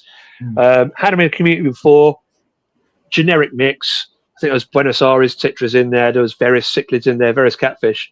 They were a bit lost in there. They didn't bother anything. They didn't do anything. In here, the males have become horny as anything, and it's literally cichlid level kind of territoriality. The way they guard. I mean, you can't see, but I've got a couple of guys displaying down here. They'll dance. He'll go back eventually to his little patch. It's all about territorial disputes. Completely different behaviour between community and biotope settings, and I wonder how many fish that actually affects. Oh, it must be a lot. So many. Yeah, and biotopes. Tambrapani, when they get in the mood, they're in it for days. They're in an absolute frenzy. They do it for days in here. So we've got an absolute frenzy. We've got the melon barbs get up to it, and you can tell when they're doing it. They do it in the first thing in the morning, because at the back here, there's a couple of patio doors. I keep them open so daylight comes in the morning. If you come down, there's a frenzy down in that corner that starts, and everything suddenly descends just for a feeding frenzy on the eggs. So there's been no output of livestock in here at all. Oh, and of course the other stars of the show. Danios. Yeah, giant Danios. So which species, I don't know. Divario malabaricus, maybe. Yeah. Again, hard to kind of pinpoint exactly what they are. Absolute gentle giants. They're so well behaved in this tank. They keep themselves. The only time they interact is feeding time, and when there's that morning feeding frenzy of eggs, they just descend and get involved on that. The other one behind me on that side. Sorry, Dave. Doc Green has joined us. Welcome. Hey, Doc. He says, my Halidaria used to constantly spar with the male Dorkinsia despite the size difference. Again, in there, they're only interested in each other. So that's the same with all the groups. Tambrapanis, only interested in Tambrapanis. Dorkinsias, only interested in Dorkinsias. Divarios, only interested, and so on and so forth. They all have their own personal battles in amongst their own species.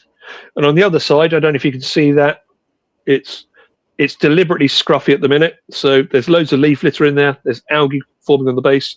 It's just a personal guilty pleasure. Loads of trigonostigma, heteromorpha, the classic harlequins, and a load of Bararis nevus, the strawberry. Yeah, absolutely lovely. I've got another 12 hopefully coming this week to go in there. Bararis nevus.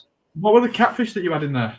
You had some catfish in there. Yeah, they're not biotope correct in the slightest, but yeah, they are. There's 3 or 4 Acasis prashadis. And again, feeding time. They descend as soon as a bloodworm hits the tank. They just descend to this corner because they know where it's going to be. Amazing fish, brilliant value for money. You don't see them often, but like most catfish keepers will know, it's just a treat when they come out. They're beautiful. But yeah, with the Bararis, never write off Bararis. The Nevus, for the first maybe 12 months, they were just an orangey colour. The male in there now, I'll have to try and get a picture of him for next time round. The most intense. He shames any Chile rasbora. The red from head to tail is just a solid scarlet kind of wine red. Beautiful fish. Absolutely beautiful. Is Nevus the one they call the strawberry rasbora? No, that's sorry, that's the strawberry. Yeah. And then Mera is the Phoenix rasbora. So this is the strawberry. Strawberry has the sort of deeper, larger spot. So it's almost like a sort of teardroppy kind of spot. Yeah, that's right. So yeah, quite actually deep bodies as well. Quite a robust little fish compared to other Bararis I've kept. And let's tie that in with a bit of science. So Boraras is actually an anagram of rasbora. Rasbora.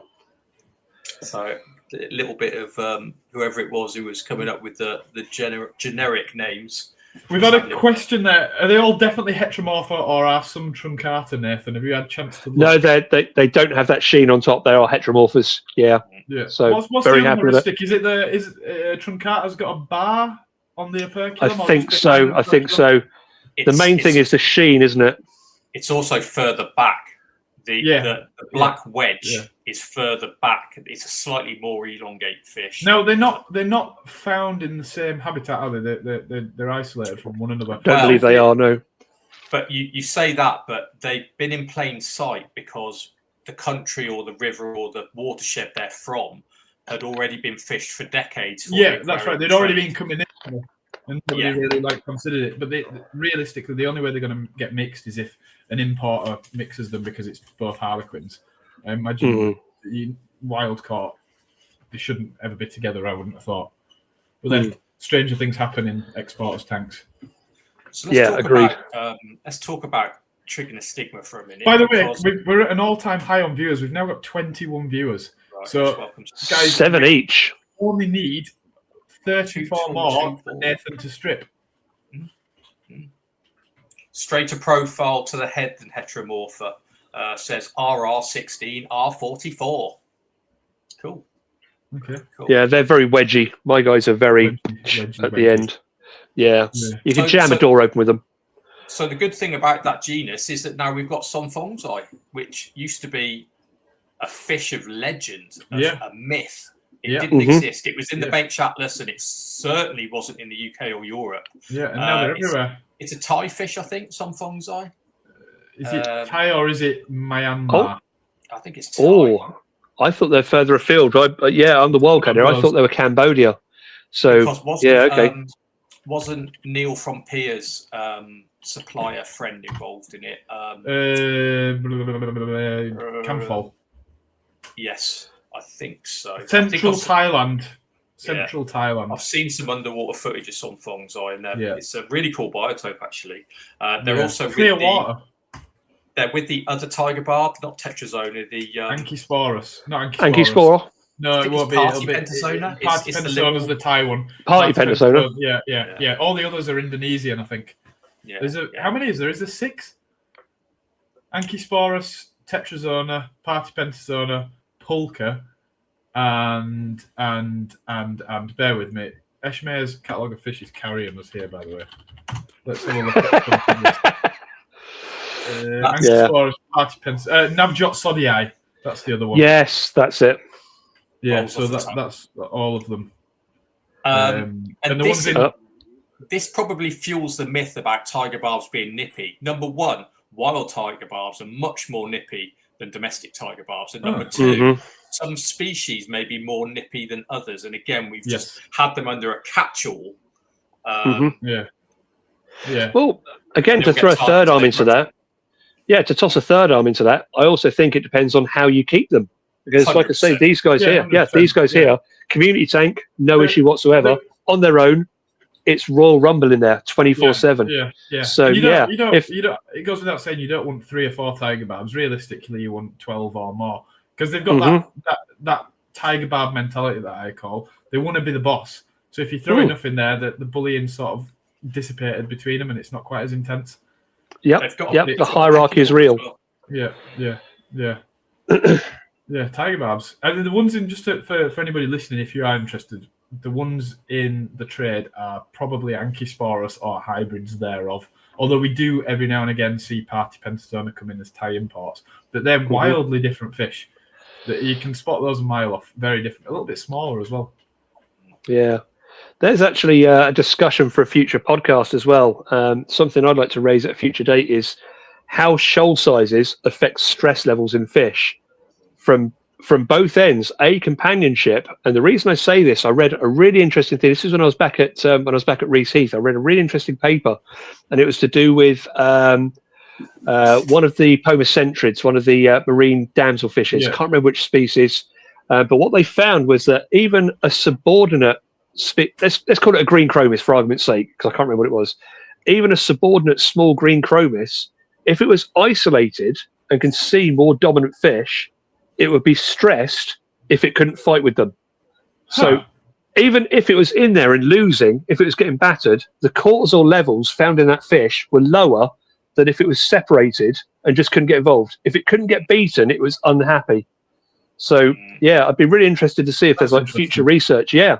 So shoal sizes, when people are doing like 3 tiger barbs, is that possibly just screwing them up because they're like, we don't care if we lose. We just want to fight. We're pugilists. We want to go in there and have a scrap. Whether or not we win is a different matter, but we want to get involved. Tom, if you're listening, we're not talking about marine fish, by the way.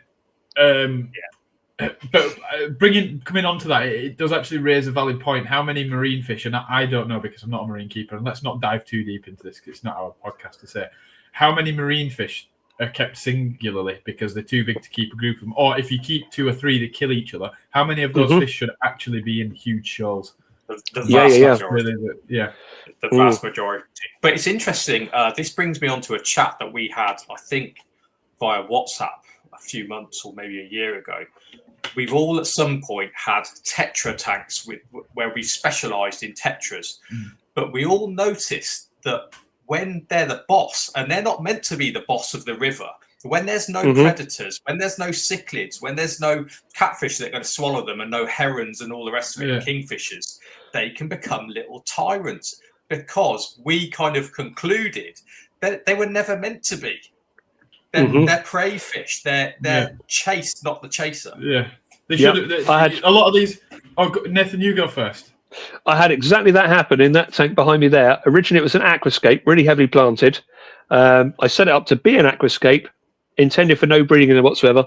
Added, I think I told you about this before, added a load of the Black Emperor tetras. After about a week, I could see one hyper-dominant male out the front, and everything else was living in terror, wouldn't even come out. And again, having kept that fish in community tanks before, totally different fish. They integrate, they do their thing. But in this one tank, he was like, there's no competition. There's nothing to see me off. I'm taking over. He just went full gangster. It was really nasty. Yeah. I've got... can you see the comments on there now? Yeah, we can see it now, yeah. So, Nathan, one thing that really interests me and I've always noticed in my time watching Characins, if you look at Hyphosabricon, which, by the way, is a bit of a mess of a genus. Let's not talk about that today. There's lots of things in there that shouldn't be or things that should. Whatever. It'll get split at some point. There's basically 2 types of Hyphosabricon. There's your black neon tetra types, which are classic shoaling fish. Torpedo-y, yeah, exactly. And then there's your tall ones, your Jack Roberts eye, which are, by the way, most of those are now Megalamphodus. But few are still Hyphosabricon. I think not all the bleeding hearts are Megalamphodus. I think Pyronotus is still Hyphosabricon. Is it still Hyphosabricon? I believe it is, yeah. It's a weird one. It might be Scalophi. No, it's Pyronotus. I'm certain that's still Hyphosabricon. For some bizarre reason. Whatever. If you look at a lot of the Megalamphodus types, the males are actually incredibly territorial. They're not really shoaling fish. They want to get a patch and they want to invite the females in, spar a little bit, show off, spread the seed, whatever. Agreed. Now coming back to what Jeremy said, I think these things are the males are setting up a little territory in like maybe a bit of tangled roots, some moss, some overhanging plants, whatever. And realistically, they should be darting out and taking the chances when they can. A bit of a quick flash. Whoa, look at me, I'm great, brilliant. Get back in before something bigger comes. But like you said, in a tank where there isn't a predator, those things can come out and they can be absolute nightmares. Yeah. They just do not stop. They do not stop. Yeah. I completely agree. Also, there's probably a wet season involved. There's probably floodplains involved. A huge area with abundant space, abundant food. They're thinking, now's my time to spawn. They're going to have their kind of arena, very cichlid-like. Females are going to... And this is sexual selection. So this is the classic peacock bird version of the fish, isn't it? This is the flashier males who risk being the flashiest versus being predated, just like male guppies. It's how many risks can I take to win the women before I get nailed by a predator? And that is sexual selection is what drives them to be nutters versus black neons where they have no sexual selection because males and cardinal tetras, males and females look the same. There's one hasn't got a bigger dorsal than the other. One hasn't got to show off to spawn. So it's fascinating. Yeah. I don't know if you've ever noticed the same with Nenostomus as well. Nenostomus is like the ultimate prey fish. Prey fish in the world. Leaf fish just scoff those things down like 20 at a time. I do, to be fair, in my spare time. Can't blame you. So I even remember reading something, and I wrote about it ages ago about the Monoceros polyacanthus, the leaf fish, who are so well adapted to preying on Nenostomus. They've even got a method of getting them down into the gut, so that instead of like just going in haphazard and wedging against each other, they curve on the way down. So the gut is literally stacked with curved Nenostomus all like bananas just lined up. Yeah, it's a fascinating thing. But yeah, with the nostomus. Not for nostomus, but again, same thing. You put an nostomus. I used to use a lot of nostomus as a dither fish. So I'd have like a breeding pair of cichlids on the bottom. They're coming out. They're spooking the nostomus. Behavior was completely different to when I did an nostomus only tank. All of a sudden, no predator. One alpha male's just like, no, I'm just going to shoot everything off. Just start battering it. I tell you what, Morton thalari can be nasty fish. Evil. Morton thalari can be horrible fish. Yep. If there's no dither to scare them, they're evil. Can be even Beckfordite are yeah, a nightmare as well.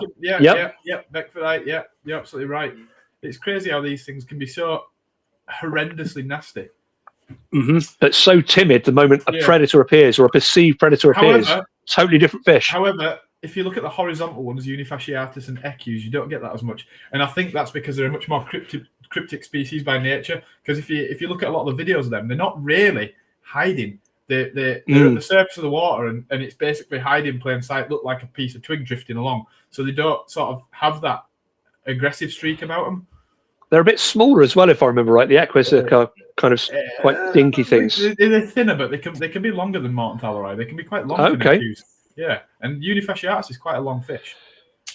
Okay. Probably the only beaten by Harrisoni. I don't think we see many pencils around these days. Not as many as we did. I mainly use pens these days. And what? What was the one that appeared in the ADA book that then disappeared again? What was it, Nath? Is it Espy? Yes. I've seen them once in Aqualife Leyland about 10 years ago. Never seen them. The guy who was, I believe they're from Guyana. I think they're from Guyana. There was a guy who was specialising in supporting them, and then he died. So I think that's why they don't come in anymore, because of the reason. I am pretty sure that I've seen them in the last year. I'm sure I've seen them on possibly a Reinemann's list. I'm sure the name popped up. So whether someone's spawned them in Europe, I don't know. But yeah, I'm sure I saw the SB name pop up. Yeah, okay, that'd be nice to see them again. There's some I'll keep eyes peeled. There's some brilliant Nanostomus. Marilinea is one of my favourite. Nitidus. When you get Marilinea right, it gets a green stripe down it, and it's Yeah. Nathan had Anduzai. Do you remember? Oh, they're tiny. The Anduzai's in that Dicrossus tank. Yeah. Dicrossus hebrosus. It was where we had the Axelrodia. Was it Stigmatius or Rezi? I think it was Stigmatia, and they had that gold fluke on them. Bright gold Axelrodias. Yeah, absolutely amazing fish. But yeah, that was tiny little dwarf pencils in there. And again, no problem. I wonder if it was the Dicrossus, but no problem. They were so well behaved. Yeah. What's the other Axelrodia that doesn't look like it should be Axelrodia? Is that you got two? You got Lindae. Oh, okay. It just doesn't look like it should be Axelrodia. I'm gonna just jump on Eshmere's catalogue again and cheat and have a look. Chris Lee says we've got Marilyn Eye at work. They're absolutely solid. Shame most people don't have the patience to let them develop. And these normally come in as bycatch with green neon. Says RR16R44. That'd make sense though, because remember the fish we got, even the Axelrodia, they were bycatch. They were from that tall trees place. And it was they had the eye for picking out all their bycatch that came in and sticking it in separate tanks and trying to work out what they were. Little Poecilocarax as well in them shipments with the green neons and the Anduzai. Yeah. By the way, I've just learnt something, so this is brilliant. So Axelrodia lindae, which used to be Axelrodia, at some point in the recent past has been redescribed as Amazonichthes lindae. So there is only two Axelrodia. There are some weird South American tetragenera. I mean, look at Gymnocorimbus. Do you know what I mean? Mm-hmm. The black widow. Yeah, Turditzes, yeah. I think there are two other species, something like that, but is it Bondi? Is it Bondi? This one. I want to say Bondi. I'm going to go back on Eshmere's catalogue. Catalogue of fish. Again, how is that tetra so different when it lives with other Hyphosabricon? I think it's I think it was in one of Ty's biotopes, wasn't it? Where did in the Pantanal was it? No, where did Ty Streetman do all his? Lot of Pantanal, loads of Pantanal stuff. 4 gymnocarimbus. That's Wow. 4. And 4. yet we only ever see 1. We've got Bondi, Tenetsai, Flaviolemae, and finally we have... Where's it gone? Thyri. Okay. Right. So unrelated, there's one thing I want to pick up here, and it goes right back to what we were saying earlier about the whole taxonomy thing and naming. So I spoke to a few guys that basically specialize in Latin, which is obviously the base language of the binomials. Apparently the I at the end is actually pronounced E. And apparently it all came around. The reason we use I so much is because in England, we are the one country that mispronounces the star sign Gemini. It's actually meant to be Gemini, is actually the star sign. Really? And it's carried across to loads of other stuff. But apparently the correct pronunciation is E. So like Parachirodon in SE is meant to be how it's done. Yeah, not I. Should we pick that up and roll with it for this podcast? Maybe you do what you want. I don't know if I can relearn it all though, because I've always been an I person. Yeah. But if we're gonna do a silent P, we have to be consistent. Yeah, I'm still stuck on Kaliza. Kaliza Lalia. Yeah, I'm still stuck on that. I can't even get over that anymore. Yeah, every time I see a dwarf, it's like Kaliza Lalia. You've just got to try. You've got to try. Anyway, I think we can talk more on. We've got a whole episode there, haven't we? Talking about taxonomic names. I think we've got a lot to talk on that. So I think we should put that one. What else is on the list? Have you got any more comments? We've got lots of comments. We're just going to ignore them. They're all rubbish. No, bring them up. What have we got? Let's have a look. Where should we start? So we'll go. Let's go back a bit. Mark Duffel said red tail shark and flying fox are classic examples. Keep them in a big group, and they are different fish. Very, very placid. Absolutely. Yeah, absolutely. The sharks, Palseorhynchus in general, are probably very, very social fish, right? Mm-hmm. Really? Well, red tail black shark. I would think so. Yeah, I think. Imagine seeing big groups of them. Surely spaced out. I would guess. Think of them behaving like. I bet they're spaced out quite kind of equally. I don't know. I imagine them living in fast-flowing water, grazing the rocks. Something like how you'd imagine our native gudgeon to behave. Something like that. I think there's a failing in language. There's a failing in language here. So we seem to have like a bipolar social or antisocial, but I think there's social is like a bit of a social is a bit of a spectrum. So think of things like Pimelodus.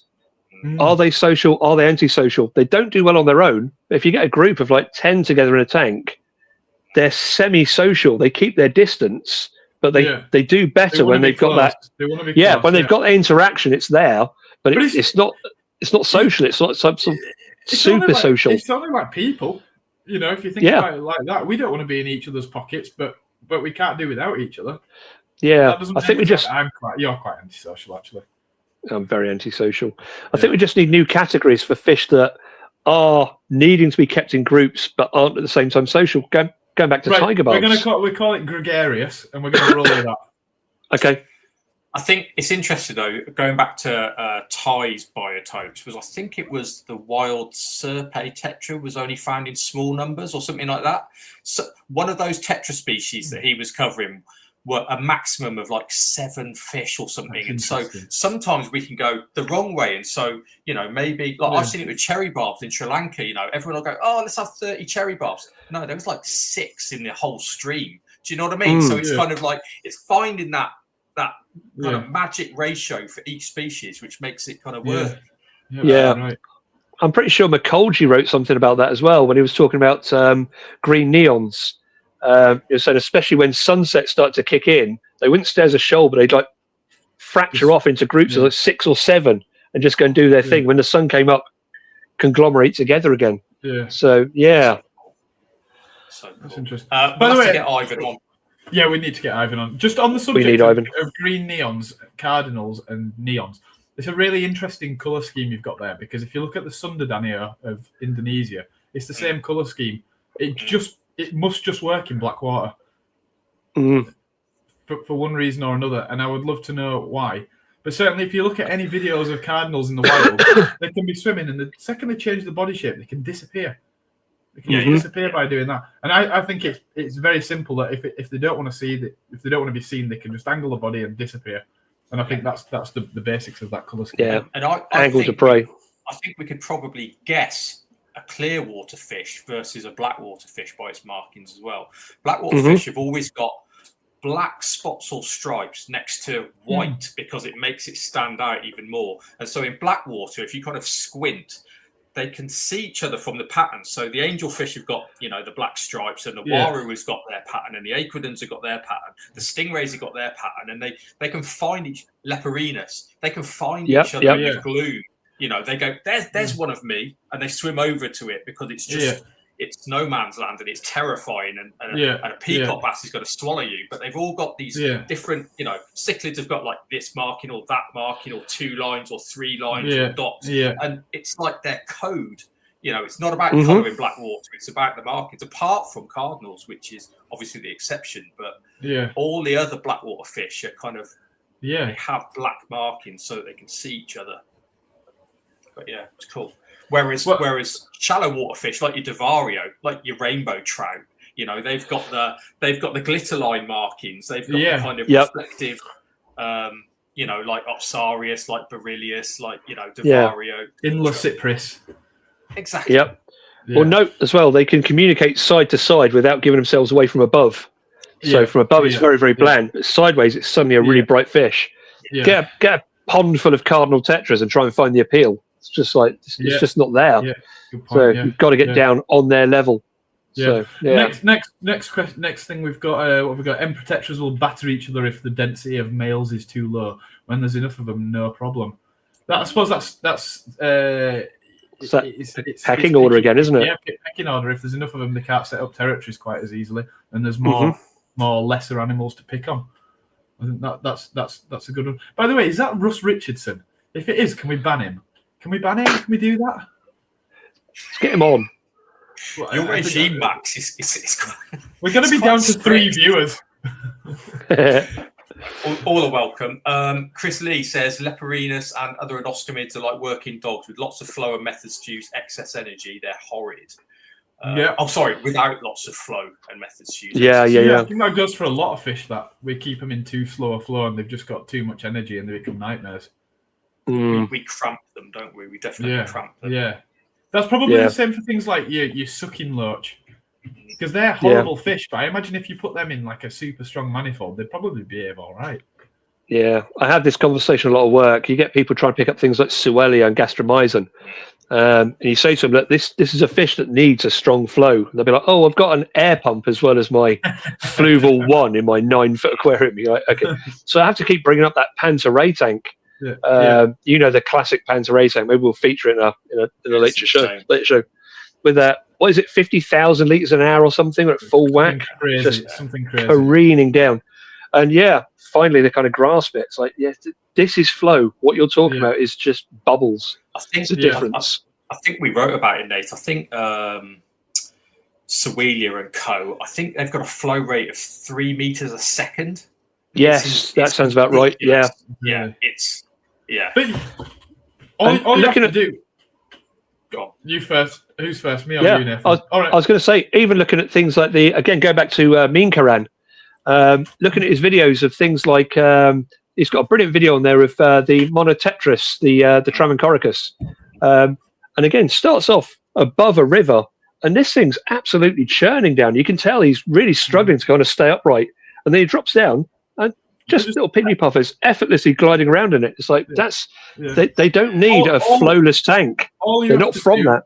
Is in the summer, go find your local river, find a nice cobbly patch, go look for bullheads, find somewhere where bullheads is, and then try and stand up in that water.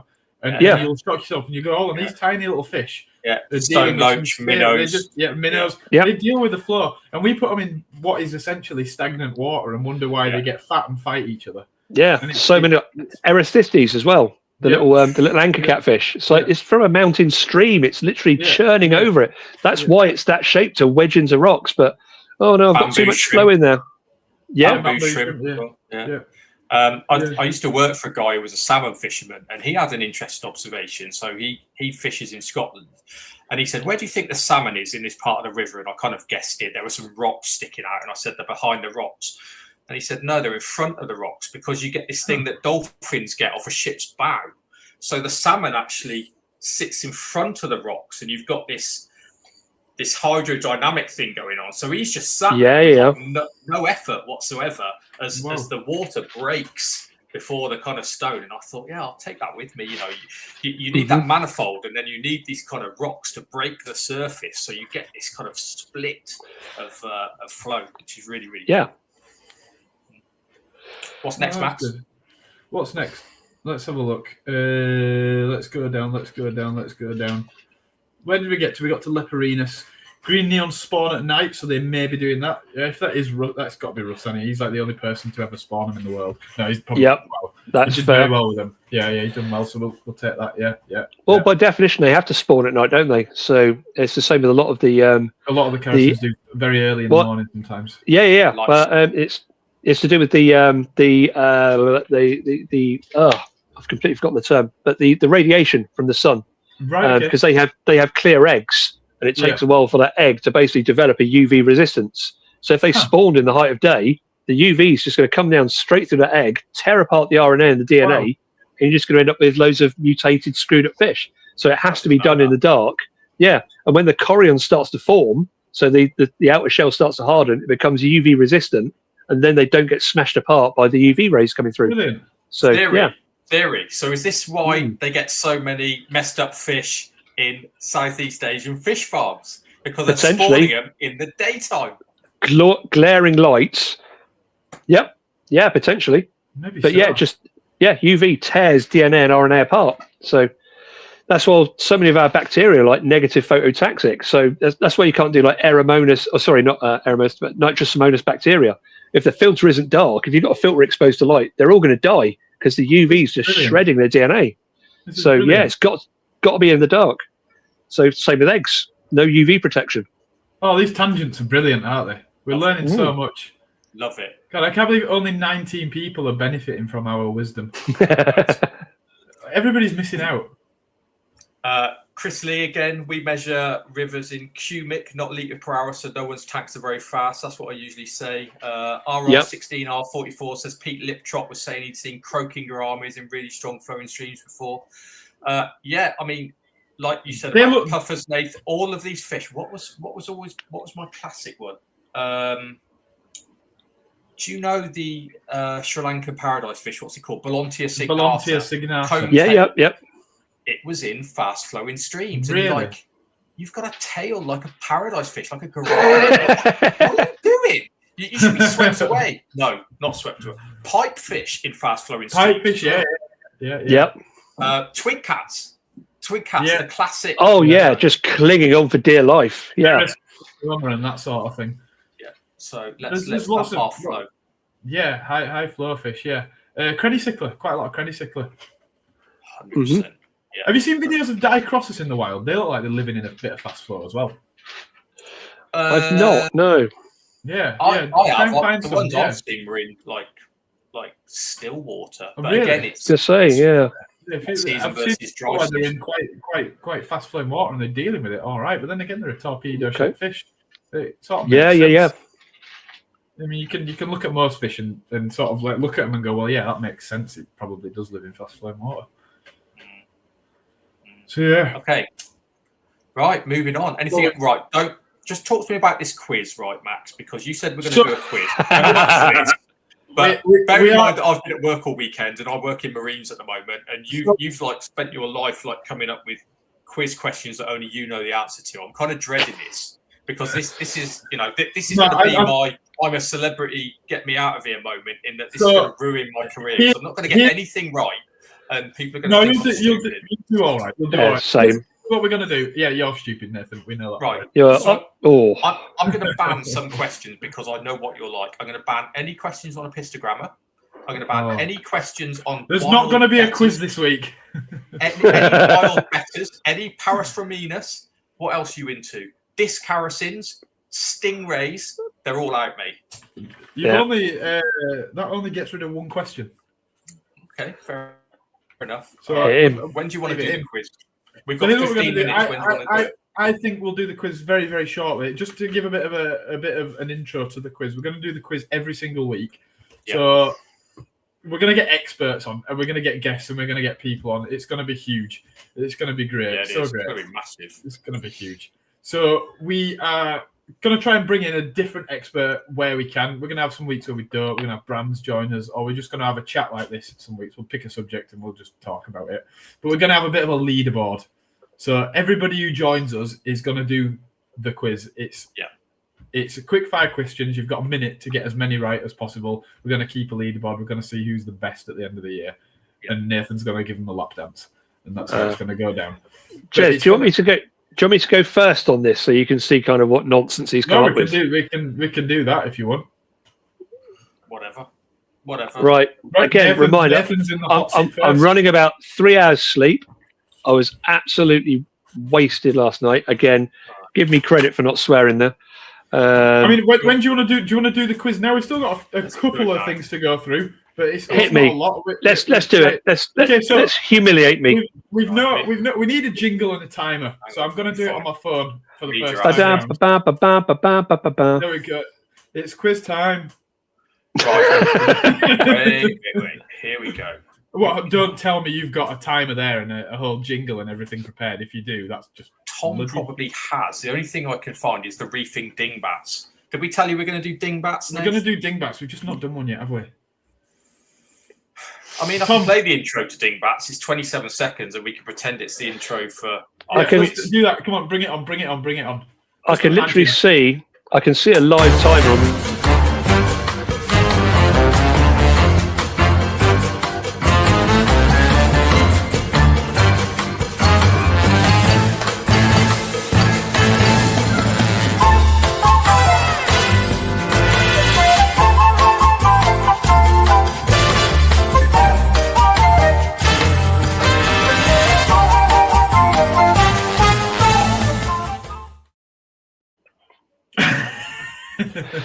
Yeah, we need to play that again.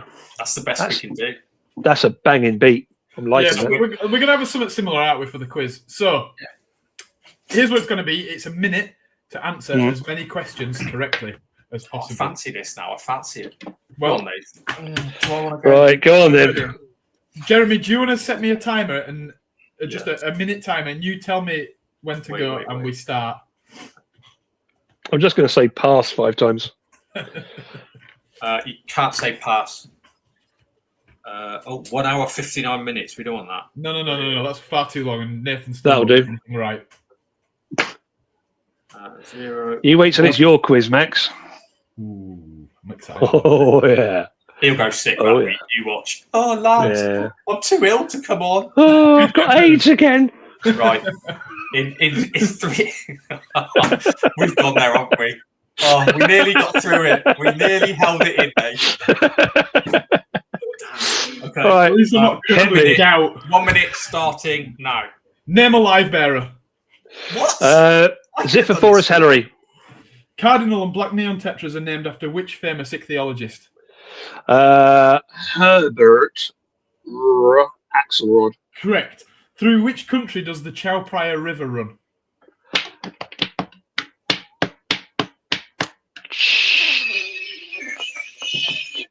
Vietnam? False. A fish which is xylophagus eats what? Scales. How many described species of ram cichlids are there? 2. Ceratophyllum demersum is more commonly known as? Hornwort. In what country was the brand Fluval founded? Canada. Three-striped, imitator, and skunk are all types of what catfish? Hoplosoma. True or false, fire eels are closer related to seahorses than true eels? True. Name a malarial That's my time. Oh, there we go. Is that my time? Is that it? Yeah. It is, yes. That was a quick minute. So there's a couple. There's one, and I'm not sure whether to accept your answer for it. So let's go through. You got the live bearer. That was fairly easy. Cardinal and black neon tetras are indeed named after Herbert Axelrod. Mm-hmm. Which country does the Chao Phraya River run through? It's Thailand. Also known as the Mekong. I was going Mekong, and I'm like, is it Mekong? No. Yeah, sorry. A fish which is xylophagus eats what? You said scales. It's wood. Oh, bollocks. Yeah. Oh. Yes.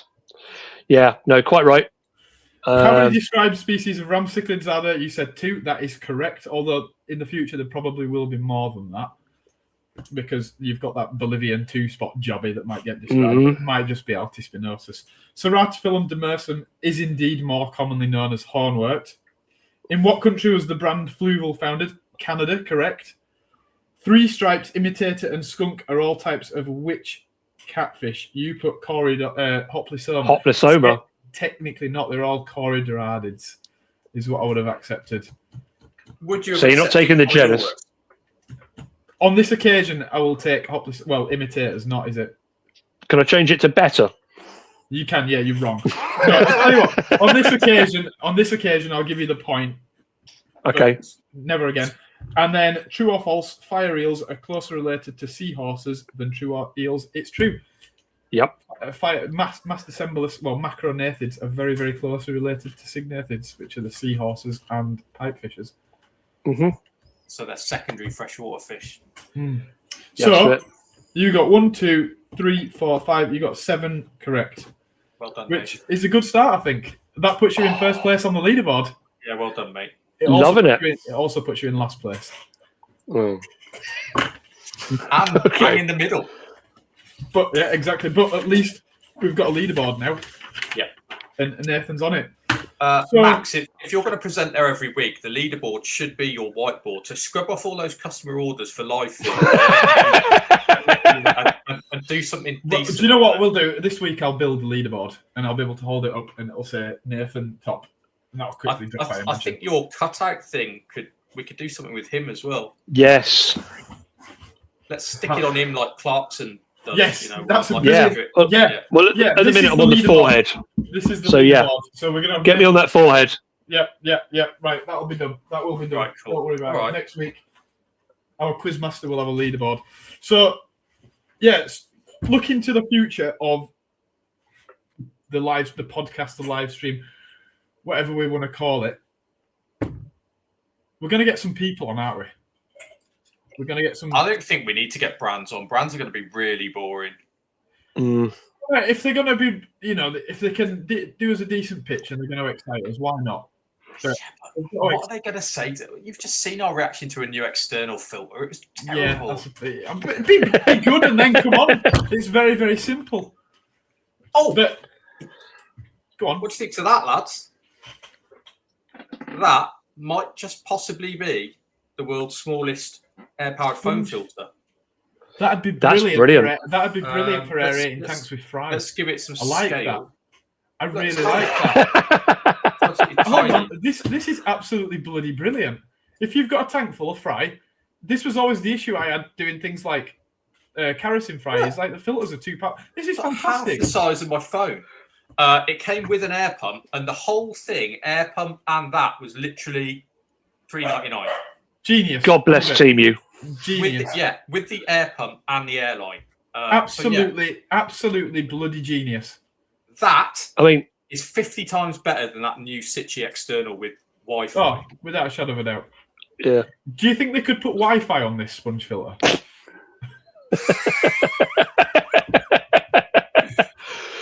Can I control it with my smartphone by just pushing it against the glass? Yeah, I didn't mean. My fish are still boiling. I want it to be $399. I want it to be. Yeah, agreed. Here's an idea. App-controlled medications.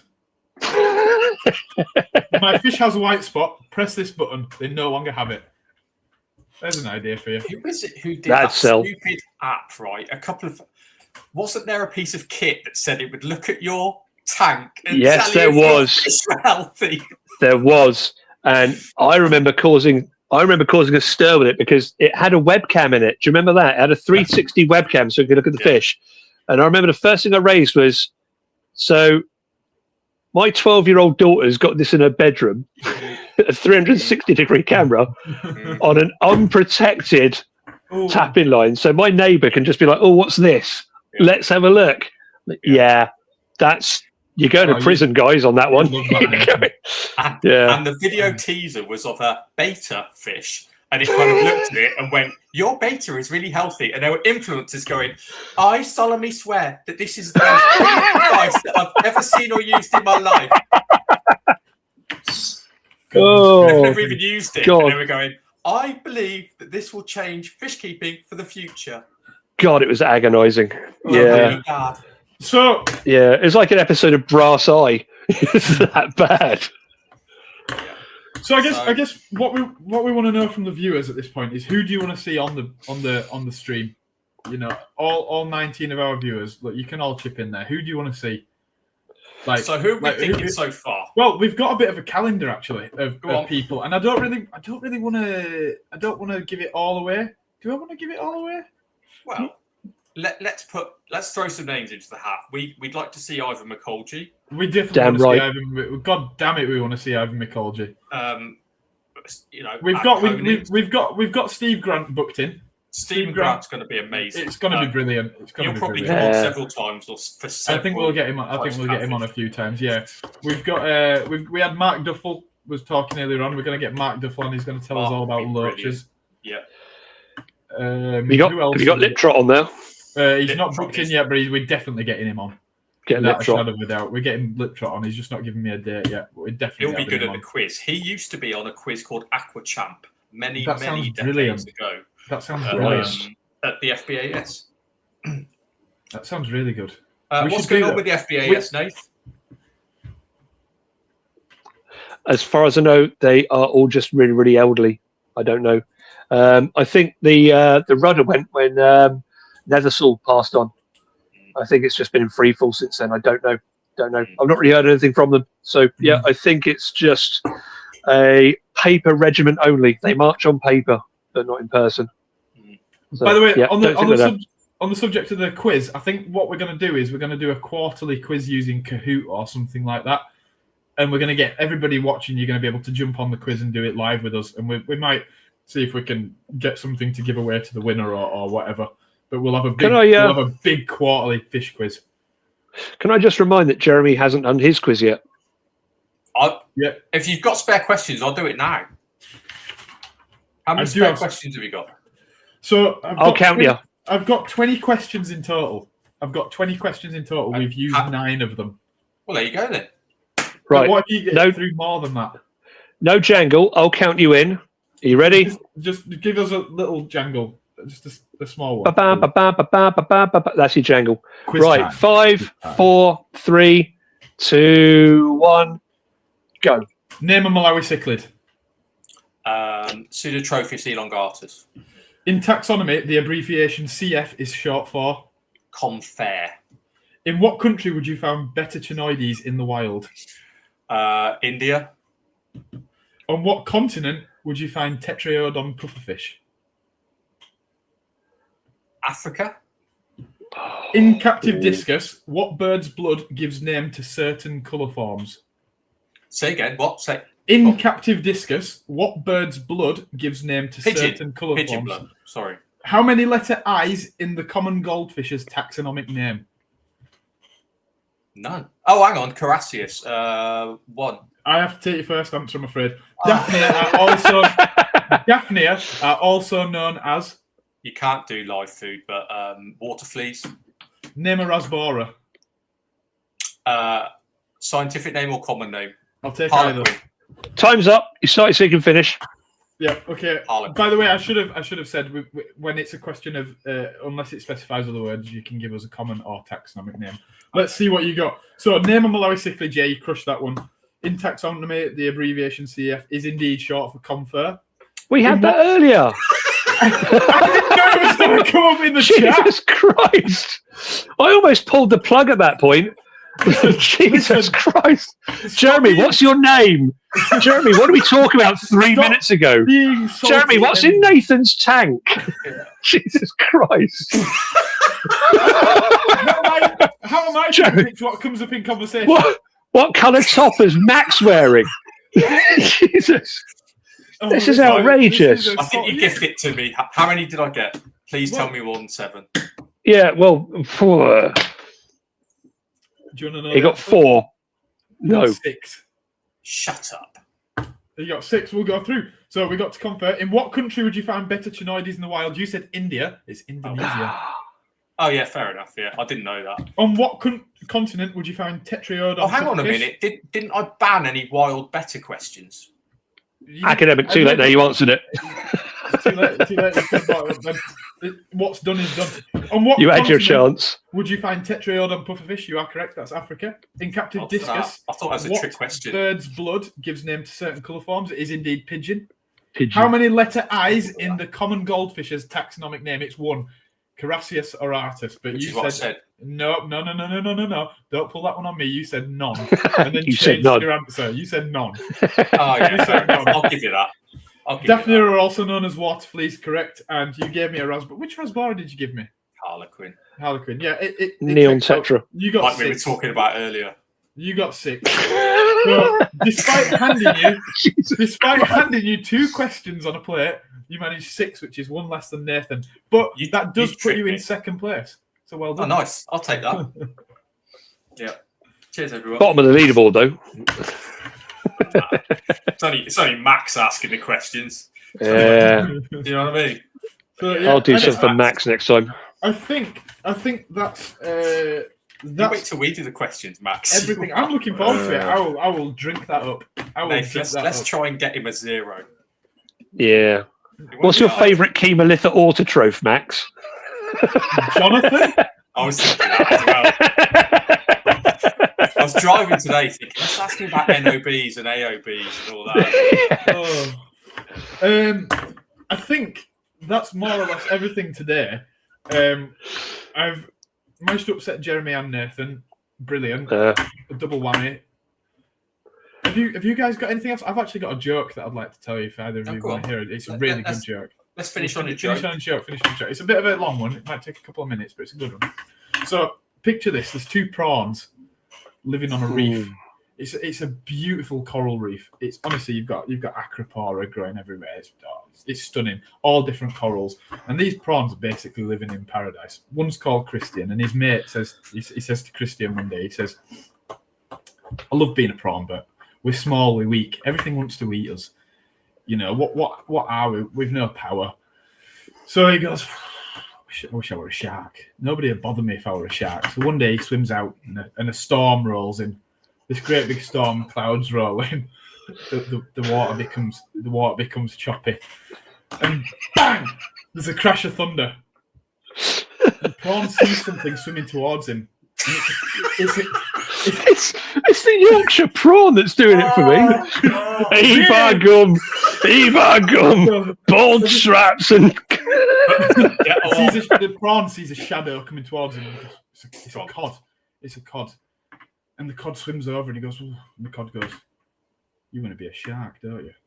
And the prawn goes, how did you know? He says, I'm a mystical cod. Anyway, another bang! Another crash of thunder. And the prawn wakes up. And he looks down, he's got fins. He's got teeth. He's a shark. And he thinks, this is brilliant. All my Christmases have come at once. So he swims back to the reef. And he's swimming around. This is fantastic. Look at me. I'm a shark. I'm powerful. Nobody wants to mess with me. He's swimming around the reef. But he can't find Christian anywhere. He can't see any of his friends. And everybody's scared of him. Anyway, after a couple of days, the novelty wears off. And he thinks, I don't like being a shark. I want to go back to how I was. So he swims back out into the open ocean. And once again, the clouds come in. And he looks and he goes, oh, the clouds are coming in. And bang! A crash of thunder. And out the corner of his eye, the cod's swimming over again. And the mystical cod goes, have you learned your lesson? And he goes, don't test me on this, will you? I've learned my lesson. I want to go back to how I was. Bang! Another crash of thunder, and he wakes up. He's back on the reef. He looks down. Oh, he's back to how he was. He rushes to find Christian. He finds him. He's back on the reef, and he says, I found cod. I'm a prawn again, Christian.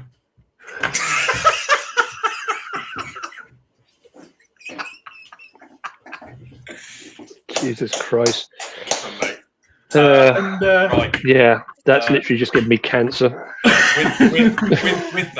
With that, let's wrap it up. Thanks to our how many visitors? How many? I don't know what. I mean, it said 20, but in theory, it could be a different 20 every second, so it could be well up to 1,000 viewers there. Let's just say 2,000.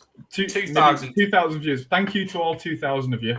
Thanks everyone. Not a bad start. 2,000. We will. Yeah. Okay. The comments are coming in thick and fast now. Well, remember, if you subscribe, you get a Lamborghini and a 2-week holiday in Maldives. So it's true, and that's legally binding now. It is, yeah. So neon tetra. Yeah. You can control every movement. Right, I'm going to finish on our 42-second outro. Thanks again, everyone. We'll see you next Sunday. Well, we'll see you next Sunday. Nathan, are you going to be a permanent panelist? Well, do you want me as a permanent, or am I going to be a... Yes! Let's go. Yes! Nathan's locking in. We've got him every week. Brilliant. Yeah, I'm there. Oh, this is fantastic. Thanks. See you all next week. Cheers, everyone. Just watch the outro because Tom Brooks spent a lot of time on this. Yes, he did. 42 seconds long. And just watch then it. Come on, guys. Just watch it. Go to bed. Cheers, everyone. See you soon.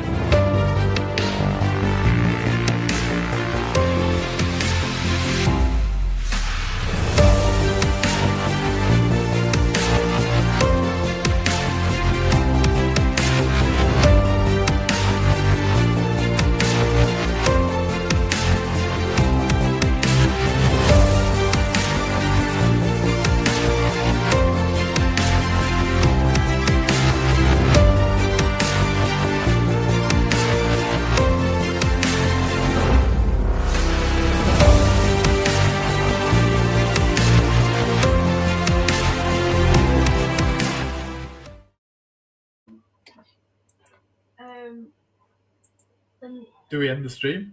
Wait a minute.